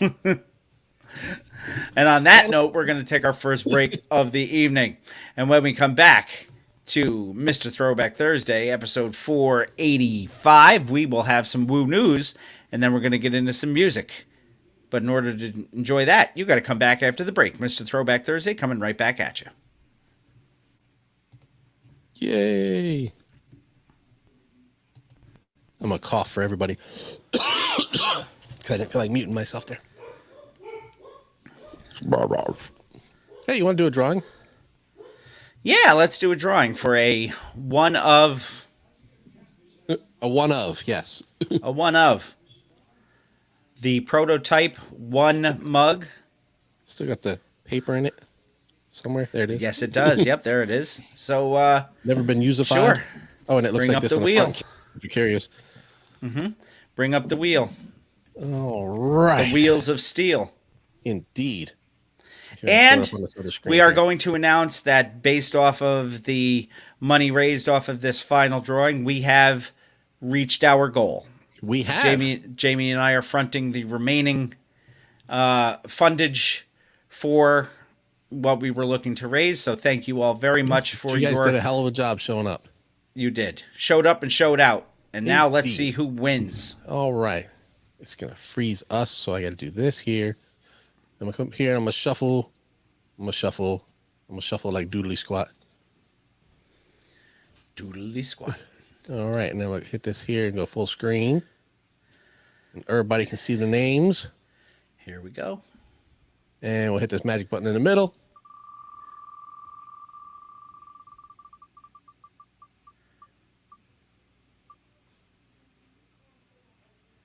God It damn, looks we're like you're sending another shipping one to Canada. Yep. But the last one went to Canada. God damn it. Congratulations, Ken. Yes, Ken, congratulations. And thank you all very much for your continued support of our mission to become a permanent fixture at the Universal Hip Hop Museum. Thanks to you, we are guaranteed to do just that. Yes. And it's not just us. It is also you guys. So, in a couple of weeks, maybe a little more, but in a couple of weeks, it's going to take forever to figure out the total number of entries of everything. Yes. But then we will do the wheel for The Wheel of Death. It'd be the wheel. So the everyone, replica. yes, everyone who has donated, each and every donation that you made Is is going an to be put on the entry. wheel. And I will tell you that there have been over 96 entries. Mm-hmm. So all 96 of those entries will be put onto a wheel, and we will spin that wheel. Mm-hmm. And you guys will win. I will tell you, I don't have it in hand yet. They haven't been manufactured, but when they are, A duplicate of our paver that will be at the Universal Hip Hop Museum. yes, And this is exactly what it's going to say. yes. And This you will can be, hang that wherever you would like. yeah, or put it on a. I don't know. It comes with a stand. You'll be getting one too. Mm-hmm. Let me. Yeah, it comes with a stand and a stone, and I think it's 8x8. I have to go back and look at the I think details. so. But it's gonna be really fucking cool. That's what here's- it's gonna be. And here's the thing: nobody complains about our wheel spin like they complain about the NHL draft lottery and how Chicago won it, so it had to be fixed. So, Not yet. People may start to complain. You never know. well, we have them witness Greg- the spin. Greg's already called for a recount, so Yeah, look, if we spun it behind the wheels and just said, "Hey, so and so won," so yeah. I am not doing a drawing for a 21-year-old Appleton, Rob. no. I have like The less entry than half fee a for bottle left. the entry fee for that would be astronomical. It would be more. Yes. All right, let's do this. Yes, let me pull up my drop, and then probably also the woo woo news intro because shit's been stupid, and we get yo. This is Ghostface straight from Staten Island, and that's it. Yeah. So we're gonna go to our. Which, by the way, he is not scheduled to take the stage until midnight next week. Yeah, see, So we knew we'll this. see. Yeah, we'll see. I don't know if that's going to be in the cards, but we'll see. You can do it, Jesse. All right, so we're gonna have this here. Then we'll go over to the intro and fillers folder and make sure that I have woo woo news on standby.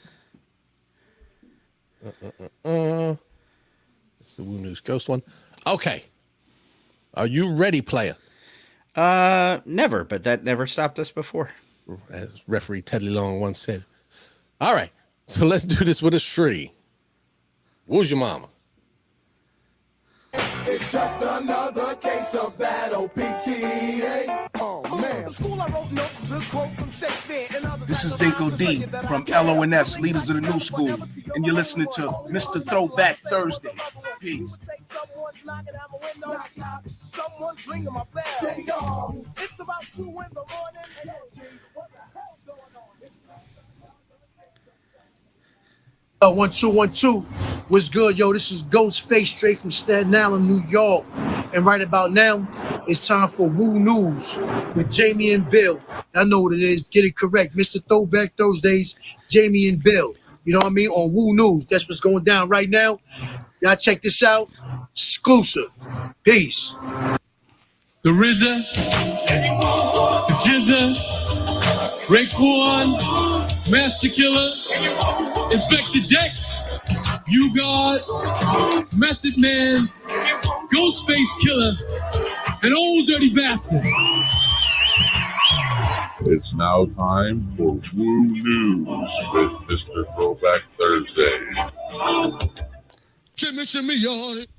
Welcome back. Mr. Throwback Thursday is back. Episode 485 is here with some Woo News.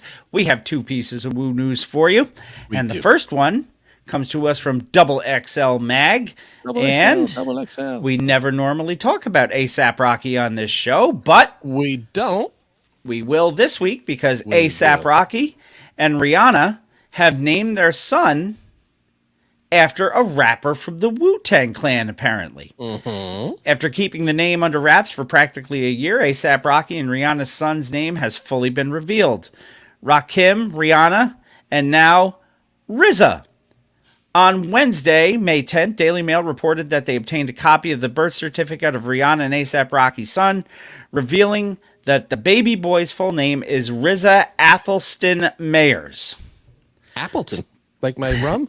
Athelston. Oh, sorry. Speculation suggests that the singer and Harlem rapper named their son RZA as a tribute to the Wu-Tang Clan member himself, whose real name is Robert Fitzgerald Diggs. But that's not what they named him. Yet neither Rocky nor Rihanna has yet to confirm or deny the connection. The A$AP Mob, being a New York-based collective of rappers, has often been compared to the legendary Wu-Tang Clan, who share the same concept of a group. It is widely known that A$AP Rocky's birth name was inspired by one half of the hip-hop duo Eric B. and Rakim. Is Rakim. During a 2012 interview with Angie Martinez, A$AP Rocky was surprised by a visit from the legendary rapper Rakim, who Rocky was named after. Rocky was clearly surprised, flashing a big smile and stating that he was overwhelmed by the unexpected moment. Fans and followers of Rihanna have speculated that the singer may have hinted at her son's name beforehand, as she was seen sporting a black hockey jersey t-shirt with the Wu-Tang Clan logo on April 5th and a RZA t-shirt on August 12th. Look, I've worn shit all the time. That doesn't mean anything. When asked for a statement... Kid RZA, like pizza? No. When asked for a statement regarding the leaked birth certificate of Rihanna and A$AP Rocky's son, RZA Cedars-Sinai Medical Center in Los Angeles declined to comment due to state and federal privacy laws that prevent them from confirming or addressing any reports or rumors about their patients. Double XL has reached out to reps for A$AP Rocky and Rihanna for comment and have heard nothing. They've heard doodly But squat. apparently, they have heard doodly squat. But apparently their son's name is RZA, and that's kind of a cool name if you are a hip-hopper. So, good for them. That's a cool Next name article, anyway. respect the process. This comes to us from Yahoo! And I broke a little bit on that, but that's fine. A little bit. Clifford Smith Jr., professionally known as, admits to not watching a single episode of Wu-Tang and American Saga. Kind of how you don't ever listen to the show after you edit it. Right. But his Wu-Tang reason is vet he doesn't want to mess with the creative process. Right. Mine is, I'm just tired of listening to us. Wu-Tang vet Method Man Clifford Smith recently spoke about producing Hulu's Wu-Tang and American Saga and the educational context behind it on the latest episode of the Gold Mines with Kevin Hart podcast. Kevin Hart's got like 4 shows too, you know? However, He's Meth... the Black Ryan Seacrest. He is. Meth himself, I thought that was Steve Harvey, but either way, Meth used to himself be. has not watched a single episode, even as a pivotal part of the series. Speaking as to why he hardly has anything to do with the show anymore, since hence he's barely in any premiere or red carpet photos, he shared that producing the show became less of his vision, although initially it was a no-brainer. They were taking a lot of liberties here with the story, but in hindsight, knowing how some of these things work and embellishments, and sometimes, dudes still be having open cases and shit like that, I can understand, the Power Book said, Ghost Damn sure Star glad said. You understand. I haven't watched an episode personally, but I get the scripts ahead of time, and I mean, everything ain't for everybody. That's all I can say. That's true. Hart then questioned the Staten Island MC on what his reasoning was for not watching the show, to which he said that he'd rather keep his opinions to himself. I did not want to mess with their process. These people get paid to do these things. You're talking about Hulu and Imagine, and sometimes you just got to step back and keep your opinions to yourself, he responded. Keep your mouth shut and cash the check, basically. Yep. Johnny Blaze also discussed Wu-Tang's historic label agreement that allowed for group members to seek out solo deals elsewhere. There was never in the history of music where a group signed as a group with the option to sign a solo artist with other labels, Meth said to Hart about RZA's Genius. Labels, the only thing they don't do is play nice with each other. They're not going to share money. He added, so to have me on Def Jam, Jizza on Geffen, Raekwon at the home team Loud, you had these three labels working together for our cause. Unheard of.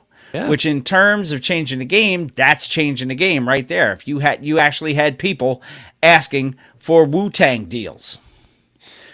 Wu-Tang: An American Saga concluded with its final third season just recently. The show has won 2 Golden Reel Awards and has been nominated for a Who Gives a Fuck About a Goddamn Emmy. The series starred Ashton Sanders, Shamik Morris, Sadiq Saunderson, TJ Adams, Dave East, and more. You can listen to Method Man speak on his Wu-Tang American Saga opinions by going to Mr. Throwback Thursday, clicking on the show notes, and clicking the second article in Woo News. And there is an embedded video of his interview from his, I believe it's his Instagram, from the Hip Hop yes. Wolf. So go check that out if you want to hear what Meth has to say about the topic. Yeah. Last little bit of Woo News. You God still sucks. That's not a story. That's just Some facts. things And do not ODB change. is still deceased. It is time to get into music. Now, as we record, it is Mother's Day weekend. It is. You should always treat your mama right. Our one and done for episode 485. Came to us 1984 on Columbia Records. It runs just slightly less than 30 minutes, so you it's could've got it for a basically penny. kind of an EP. It is actually listed as an E EP. 29 minutes, 56 seconds. Produced by Patrick Henderson. This is, And I believe, the only album as far in as I know, his- yes. in his catalog, and it was actually released as a children's record. It was. It is an EP, a rap EP for children, Mother. called There is- Mr. T's Commandments, and the artist is Mr. T. Clubber-Lang. I have 7 tracks on this thing. You don't even know what to say at this point. I don't. I really don't. I Because have you have the 9 expanded. because I have the expanded digital version, which has 2 I guess you want to call them remixes because they're the single version. Oh. So yeah, That's we have gonna be fun. 7 plus 2. Track number 1, Oh, we get it. Mr. T's Commandment. Guess that's the title track. I guess so.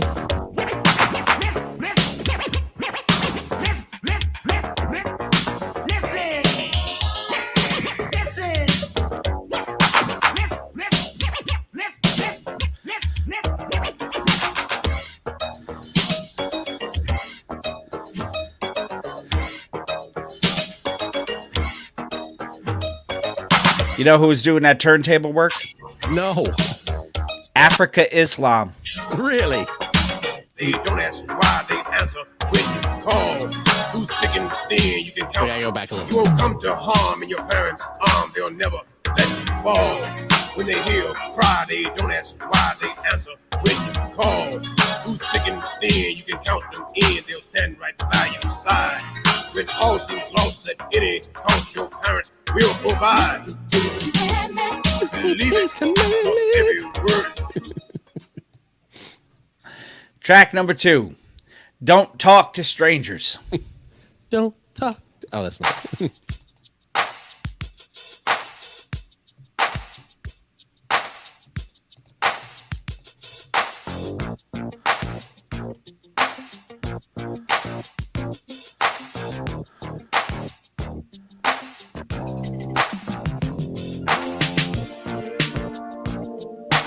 jump ahead. We got way too long in the intros here. Because you never know who you might be talking to. Because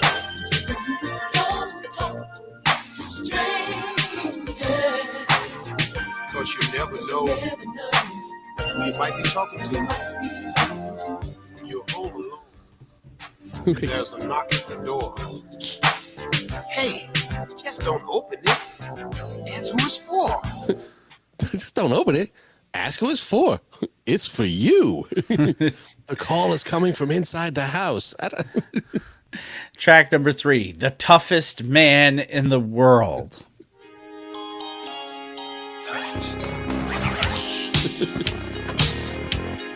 Okay, again, we're going to jump ahead. He's the toughest man of all.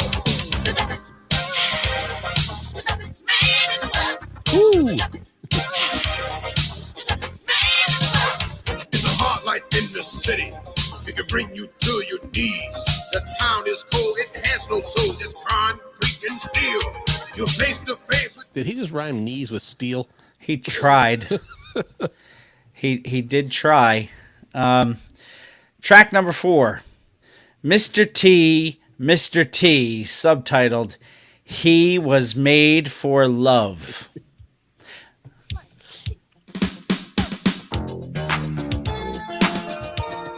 This is like the music that Double K was making in Beat Street in his room. Yep. 1, 2, 3. Look at Mr. T. 3, 4, 5. He's so mad. Mr. T, oh Mr. T, Mr. T, Mr. T, oh Mr. T, Mr. T. Oh my God. Mr. T, Mr. T. Take Off on Mr. Lee by, I believe, the The Shirelles. Shirelles, yeah. He's smart, he's tough. He's gentle and sweet. I'm so in love. It's a very strange song for a kid's record. Yes.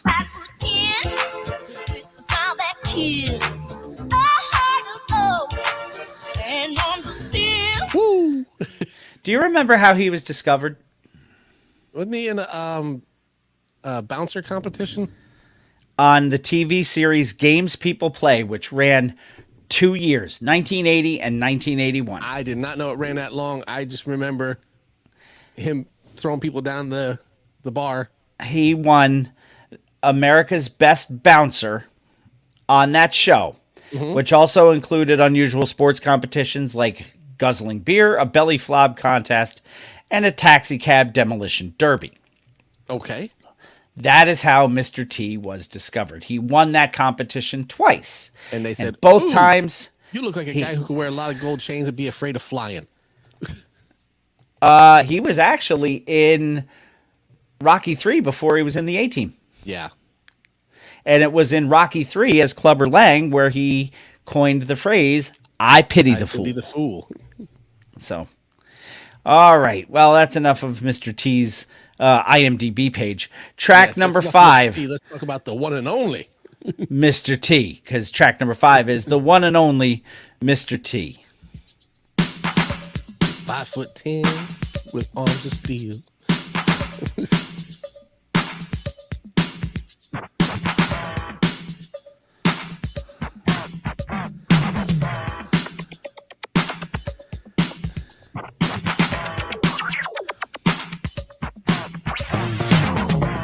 Ooh. This is a scene in Breaking, I'm sure. If not, it Turbo should knows be. I'm practicing in the Only in the garage. I'm bad, I'm mean, I'm tough. I played it hard, but I have a heart. I've got all the right stuff. Clean up, standing citizen. I'm loyal through and through. My head's so straight, and I can't stand hate, and I pity the fools who do. I pity the fools who do. Craigie said, he had Of this course cassette. you did, Craigie. Mother, Track number 6. there is no other. Like No mother. dope, no drugs. So treat her right. Treat her right. That's not on here. No.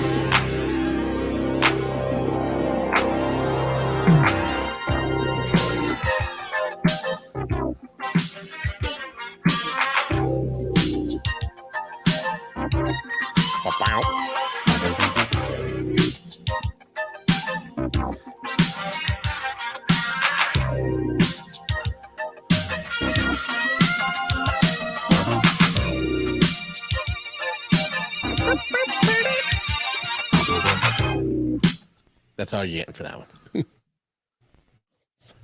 one. That's really last track on the record, number 7. You got to go through it. I know we went through it. I made it to the end. Although actually, there's 2 more tracks that I don't have. There are, but we're not going to play them.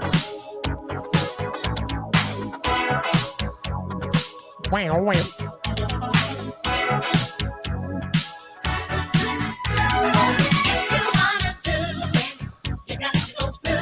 Well, yeah.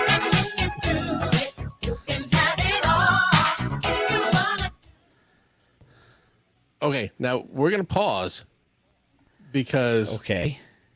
since it's the Mother's Day episode, we're going to do this. If it plays. It's acting real strange like that. 12. You couldn't be more than 5. You're so fat they have to jack you up to take off your shoes. Yeah, well, you're so skinny your eyes are in single file. Well, you're so ugly your ears stick out to get away from your face. Well, your mama is Hold so... it, wait a minute. Don't bring anyone mother into this. She ain't here. If it wasn't for your mother, you wouldn't be here. It's fine if you remember call when her you put fat, down one mother, but don't talk you put about her down mom. mothers all over the world.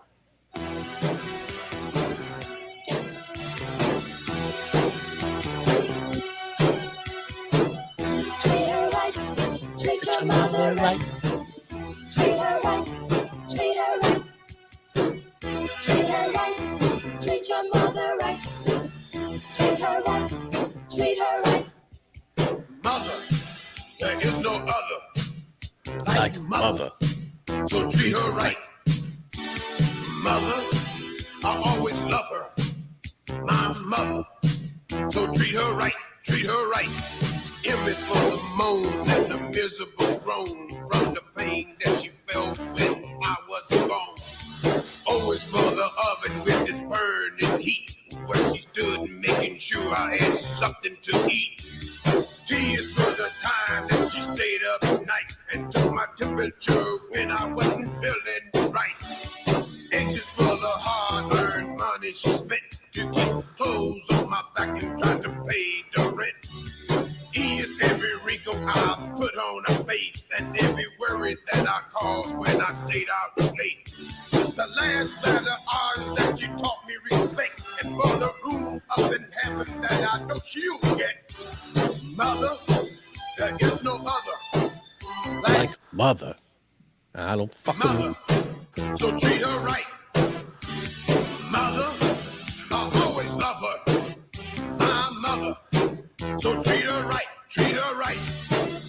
Treat her right. Treat your mother right. Treat her right. Treat her right. My mother, so treat her right. Treat her right. And that was the masterpiece. That was treat her right. Treat her right. So on that note, you have 2 extra tracks on this thing, so Yeah, I'll but they're let just- you play It's just Mr. T's commandment and don't The talk to single strangers. version. The single version. Yeah, we don't need to play that. So we're going to skip those. That is your one and done for episode. We're going to treat our patrons and our 485. listeners right. We're going We're to not gonna treat make them them right. do those. Treat them right. So, yeah, that was a thing that happened. So, Yeah, that was a thing Mr. T did once. can we get into the record of the week now, please? We can try. And thank you. I cannot the guarantee anything. The record of the week comes to us 1987 on No. Jive Records. Is this the, I believe this is the debut record? No, this is not the debut record. This is Let the Hustlers Play was the debut record, wasn't it? I believe so, yes. So I'm not just sure looking for it. if So this is down here. number 2 I think this is number 2. or... Well, this is your record of the week for episode 485. What's My Name? By Steady B. Yes. And Of the the reason Hilltop why Hustlers. we mentioned that there may be some legal ramifications for him not being mentioned as much on this show is because there are some legal ramifications that prevent him from being mentioned as much on this show. Or him I from have being allowed outside in public. I have 12 tracks on this. As do I. Recently, within the past week, Tap Money, DJ that some of you may know from Kwame, but was Steady B's DJ, was on a Zoom call with Steady B from prison. Really? Yeah. Or a video call. I don't know if it's actually Zoom. I don't want to put out the company. Yeah. Did he record verses over the phone like some of these records that we've heard in the past? No. But we did speak to him. I've not heard. There was the first one was video only. There was no recorded audio. But then he did another one where there is audio. I just have not listened to that one yet. Well, let's listen to some audio off of What's My Name by Steady B. I have 12 tracks. Track number 1 is Believe Me, Das Bad. That's what he said. He was a getaway driver.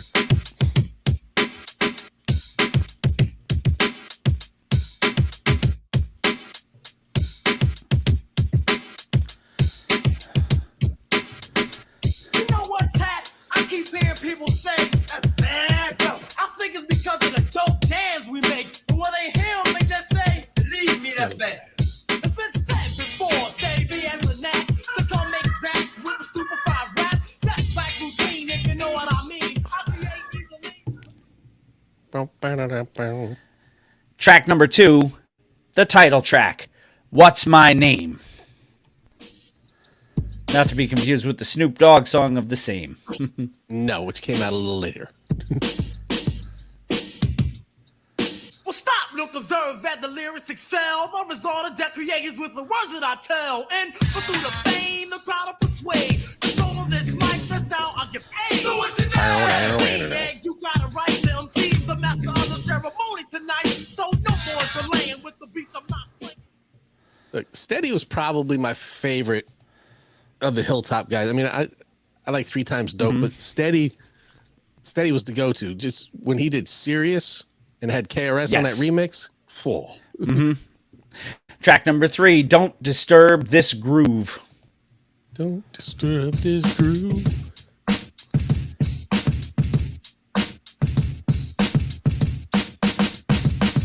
I'm distinguished. The competition is relinquished. You stand in amazement after you see this. Words are put together and then translated inside the microphone. You won't debate it. You'll be choosing the fact that a back of the spot. Steady B, me, rock non-stop. No one is parallel. Started on Track number 4, Funky Drummer. Funky. Sounds like all these tracks had the funky drummer in the background. Yeah. And we got a little friend we want to introduce y'all to. His name is Funky Drummer, and we about to cold get stupid ill. So Funky Drummer, hit it!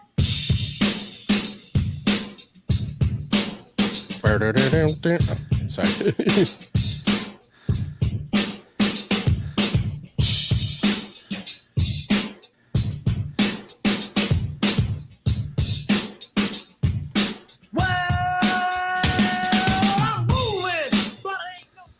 That drum was funky. It was funky. Track number 5, Use Me. Ain't that Use me because you ain't that average groupie.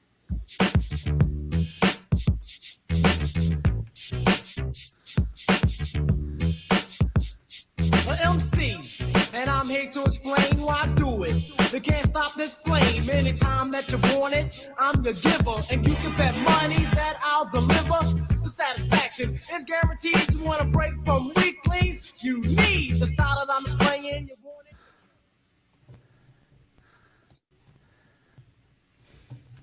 Track number 6, Gangster Rockin'. Not Gangsta Boogie. No.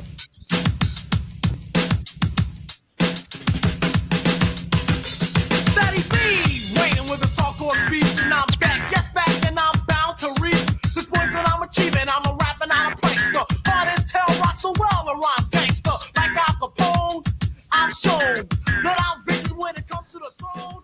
Lyrics my ammo. Track number 7, My Benz. Not my Adidas. Not Nikes. Nope.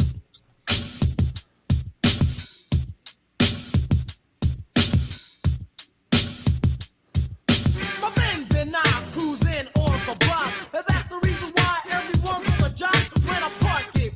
It's like it's on display, they won't pass the op.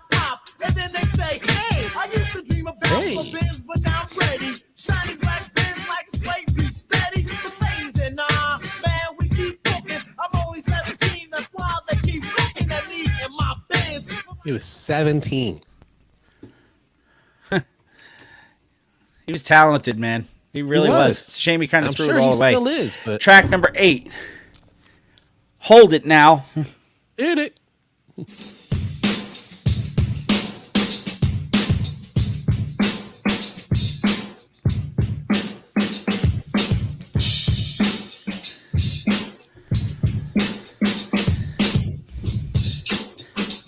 It does kind of have that hard to handle drum beat to it, Yeah. doesn't it?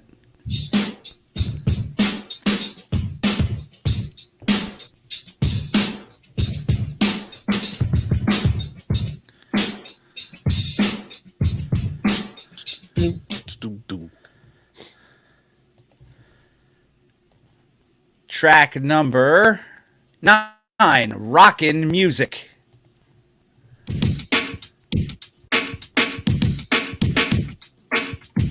Rockin' music. Rockin' music.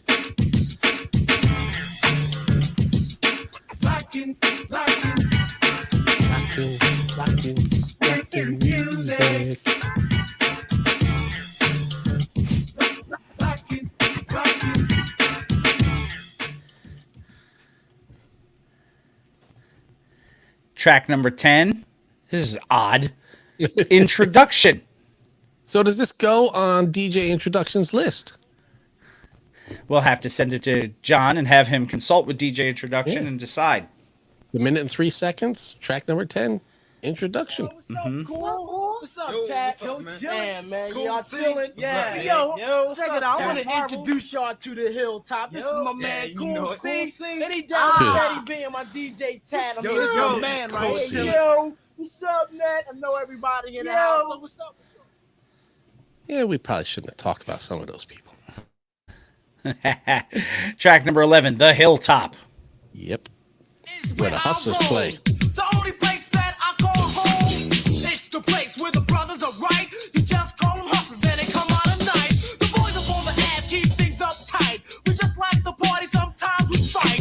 Get up on the Ave and a jump, skip, or hop. Get the fresh cut and watch this barbershop. I'm trying to say this is my party town. Last track on the record, number 12, Wrong Hole. That's what she said.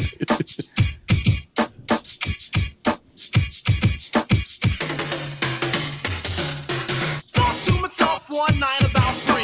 I wanna know the woman just for me. You see, got him a call, didn't have to go far. You got to know the woman at a singles bar. I pulled up at the bar. I'm keen. How did I get in when I'm only 17? Cause I mean, walked inside. And that is your record of the week for episode 485. Steady B with What's My Name. I don't have any charting act or anything on here.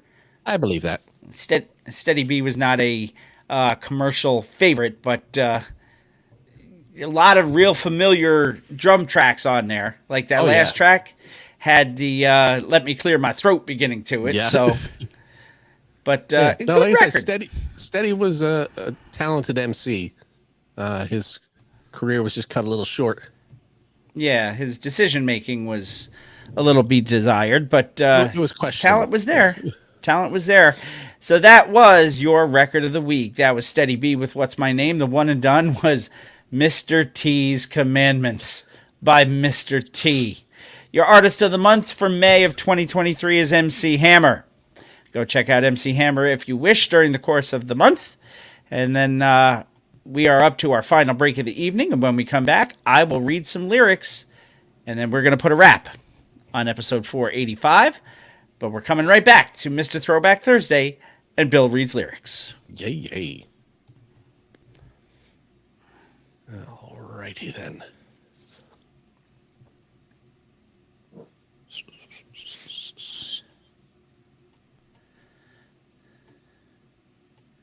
Where'd it go? Oh, there it is. Okay. I think 3 is what I was going to.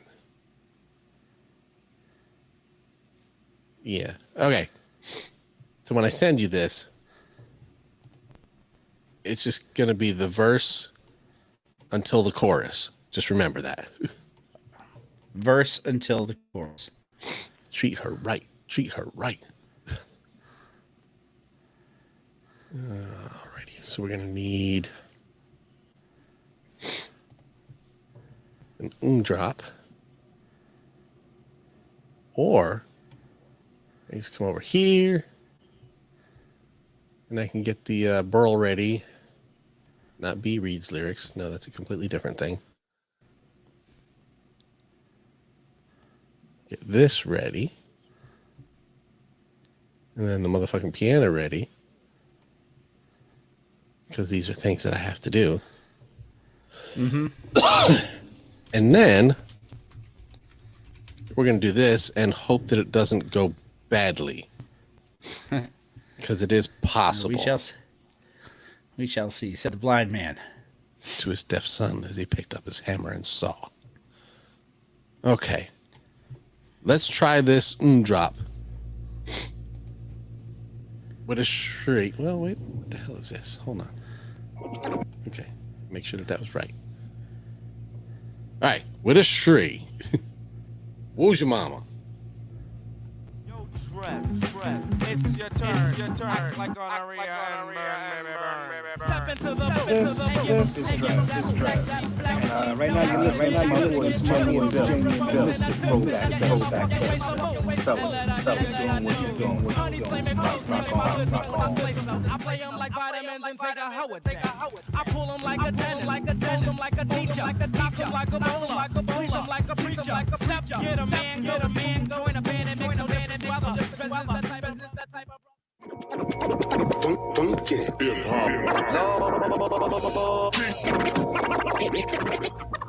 But it starts with Bill. I'm Bill S. Preston. It's called reading. Top to bottom, left to right. Group words together as a sentence. Take Tylenol for any headaches. Midol for any cramps. Most people probably don't listen to the lyrics, but they should. Welcome to Bill Reads Lyrics. Welcome back, Mr. Throwback Thursday, episode 458. It is indeed time for Bill Reads Lyrics. So, let us do what we are here to do. So, let's do that voodoo that we do. So, yes, do that voodoo that we do so well. Cranky said this is the best episode yet. Wait till next week. I promise we'll record a better episode. Yeah. All right. So, not the intro. I'm doing verse 3. 1. Verse 3. Down or just. I'm losing you. The most important part of the show, and I'm losing you. 3. Okay. That's 1, 2. Okay.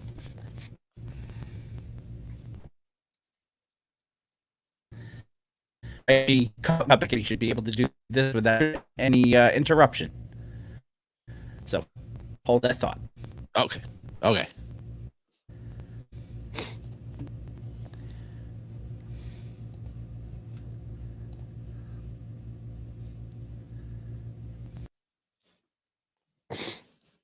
Mother, there is no other. I should change the verse on him now because I'm sure he's reading it while he's off air. Boop. Let's try it. Okay, player. I don't quite know what happened to my...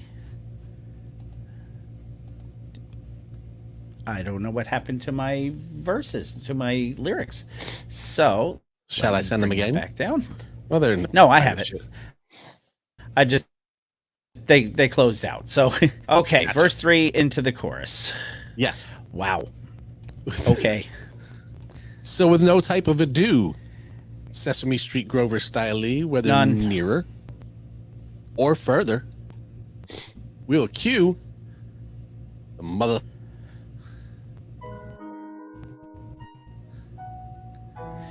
Now, yeah, it's yo mama, but hey, don't take it seriously, playa. I'm just a customer. I just want to slay her, okay? Now, it's a shame that yo mama's on the crack rock. Sucking on dick.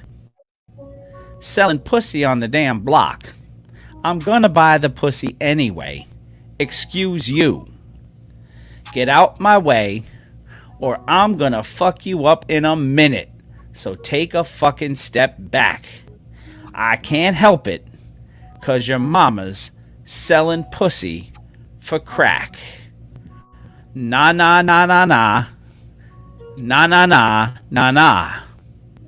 Nah, nah, nah, nah, nah. Yo mama's on crack rock. My mama told somebody that yo mama's selling her body for money, but I don't know what that means. My mama told me that she ain't selling her body for crack. You can talk about my mama, but I bet my mama don't have that weave in her head. Yo, babe, what you want now? Yo, man, I need a hit, man. I ain't got no more money. I just need a hit. Baby, if you want a hit, you gotta let me roll off in that ass. And after you get through rolling off in that ass, baby, you gotta get on your knees and suck this dick. I'll just do anything for a hit. Yo mama's on crack rock!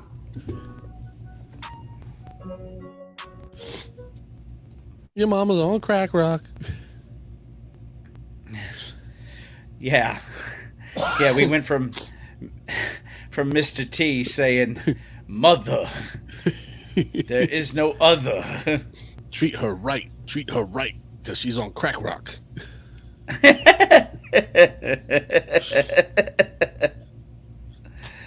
Yeah, I got nothing to add to that. Then you I should got switch nothing hats to if you add have to them that. available.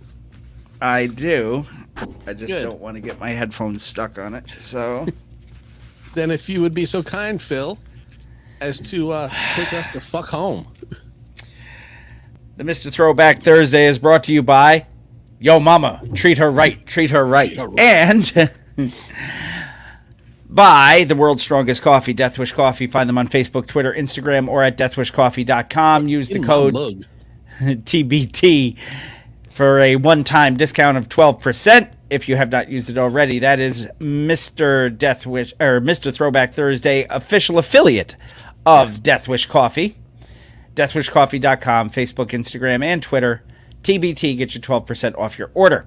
Don't forget to check out friends of the show, Def Rugs. DefRugs.com, Facebook, Twitter, and Instagram, all at Def Rugs. Handmade, high-quality hip-hop themed rugs from the one and only Rug E. Fresh himself, Mr. Marshall Fox, and his business associate, the Green-Eyed Bandit, Mr. Eric Sermon. Go check out Def Rugs.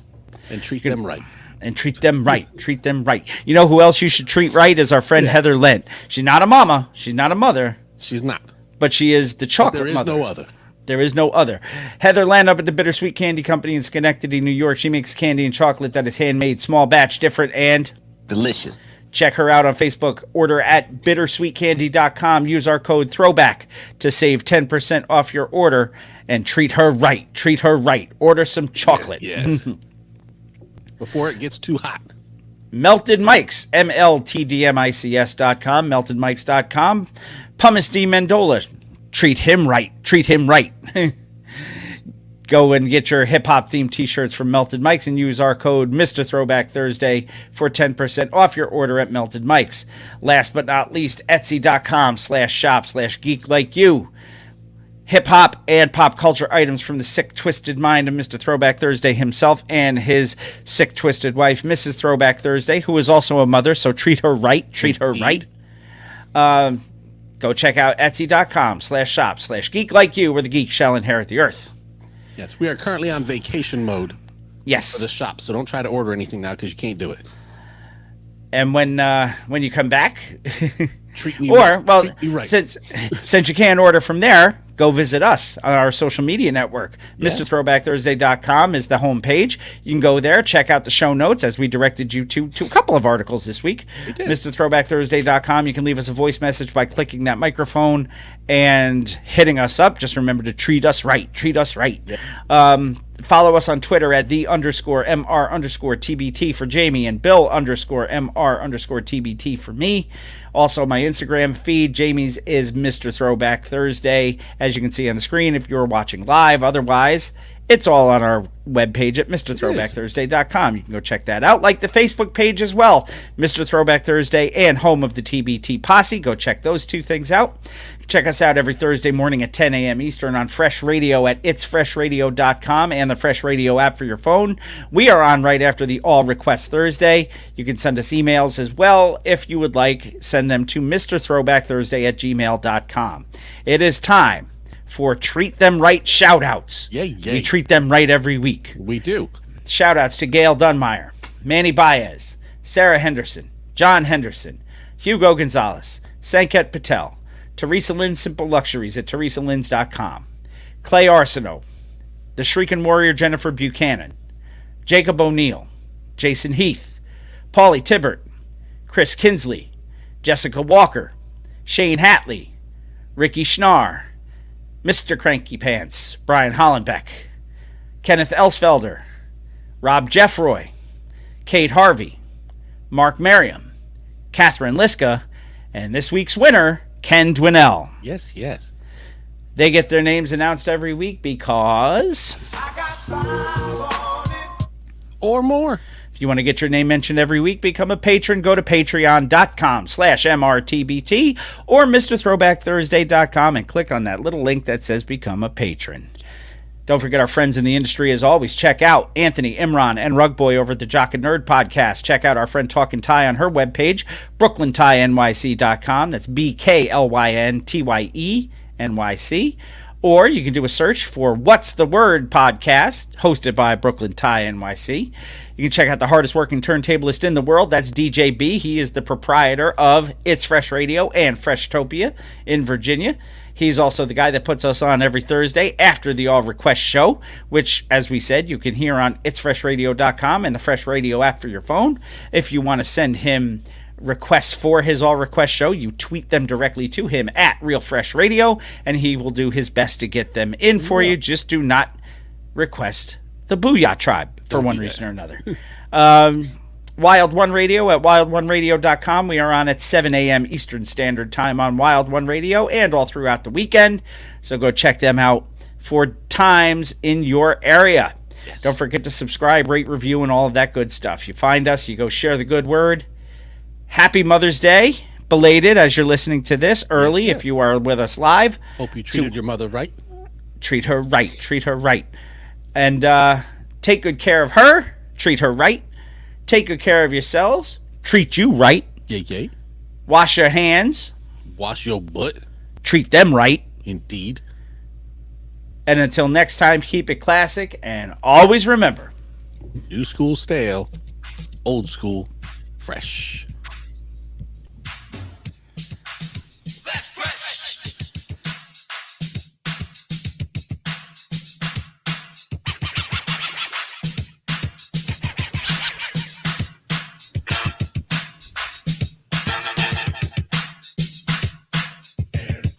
ESH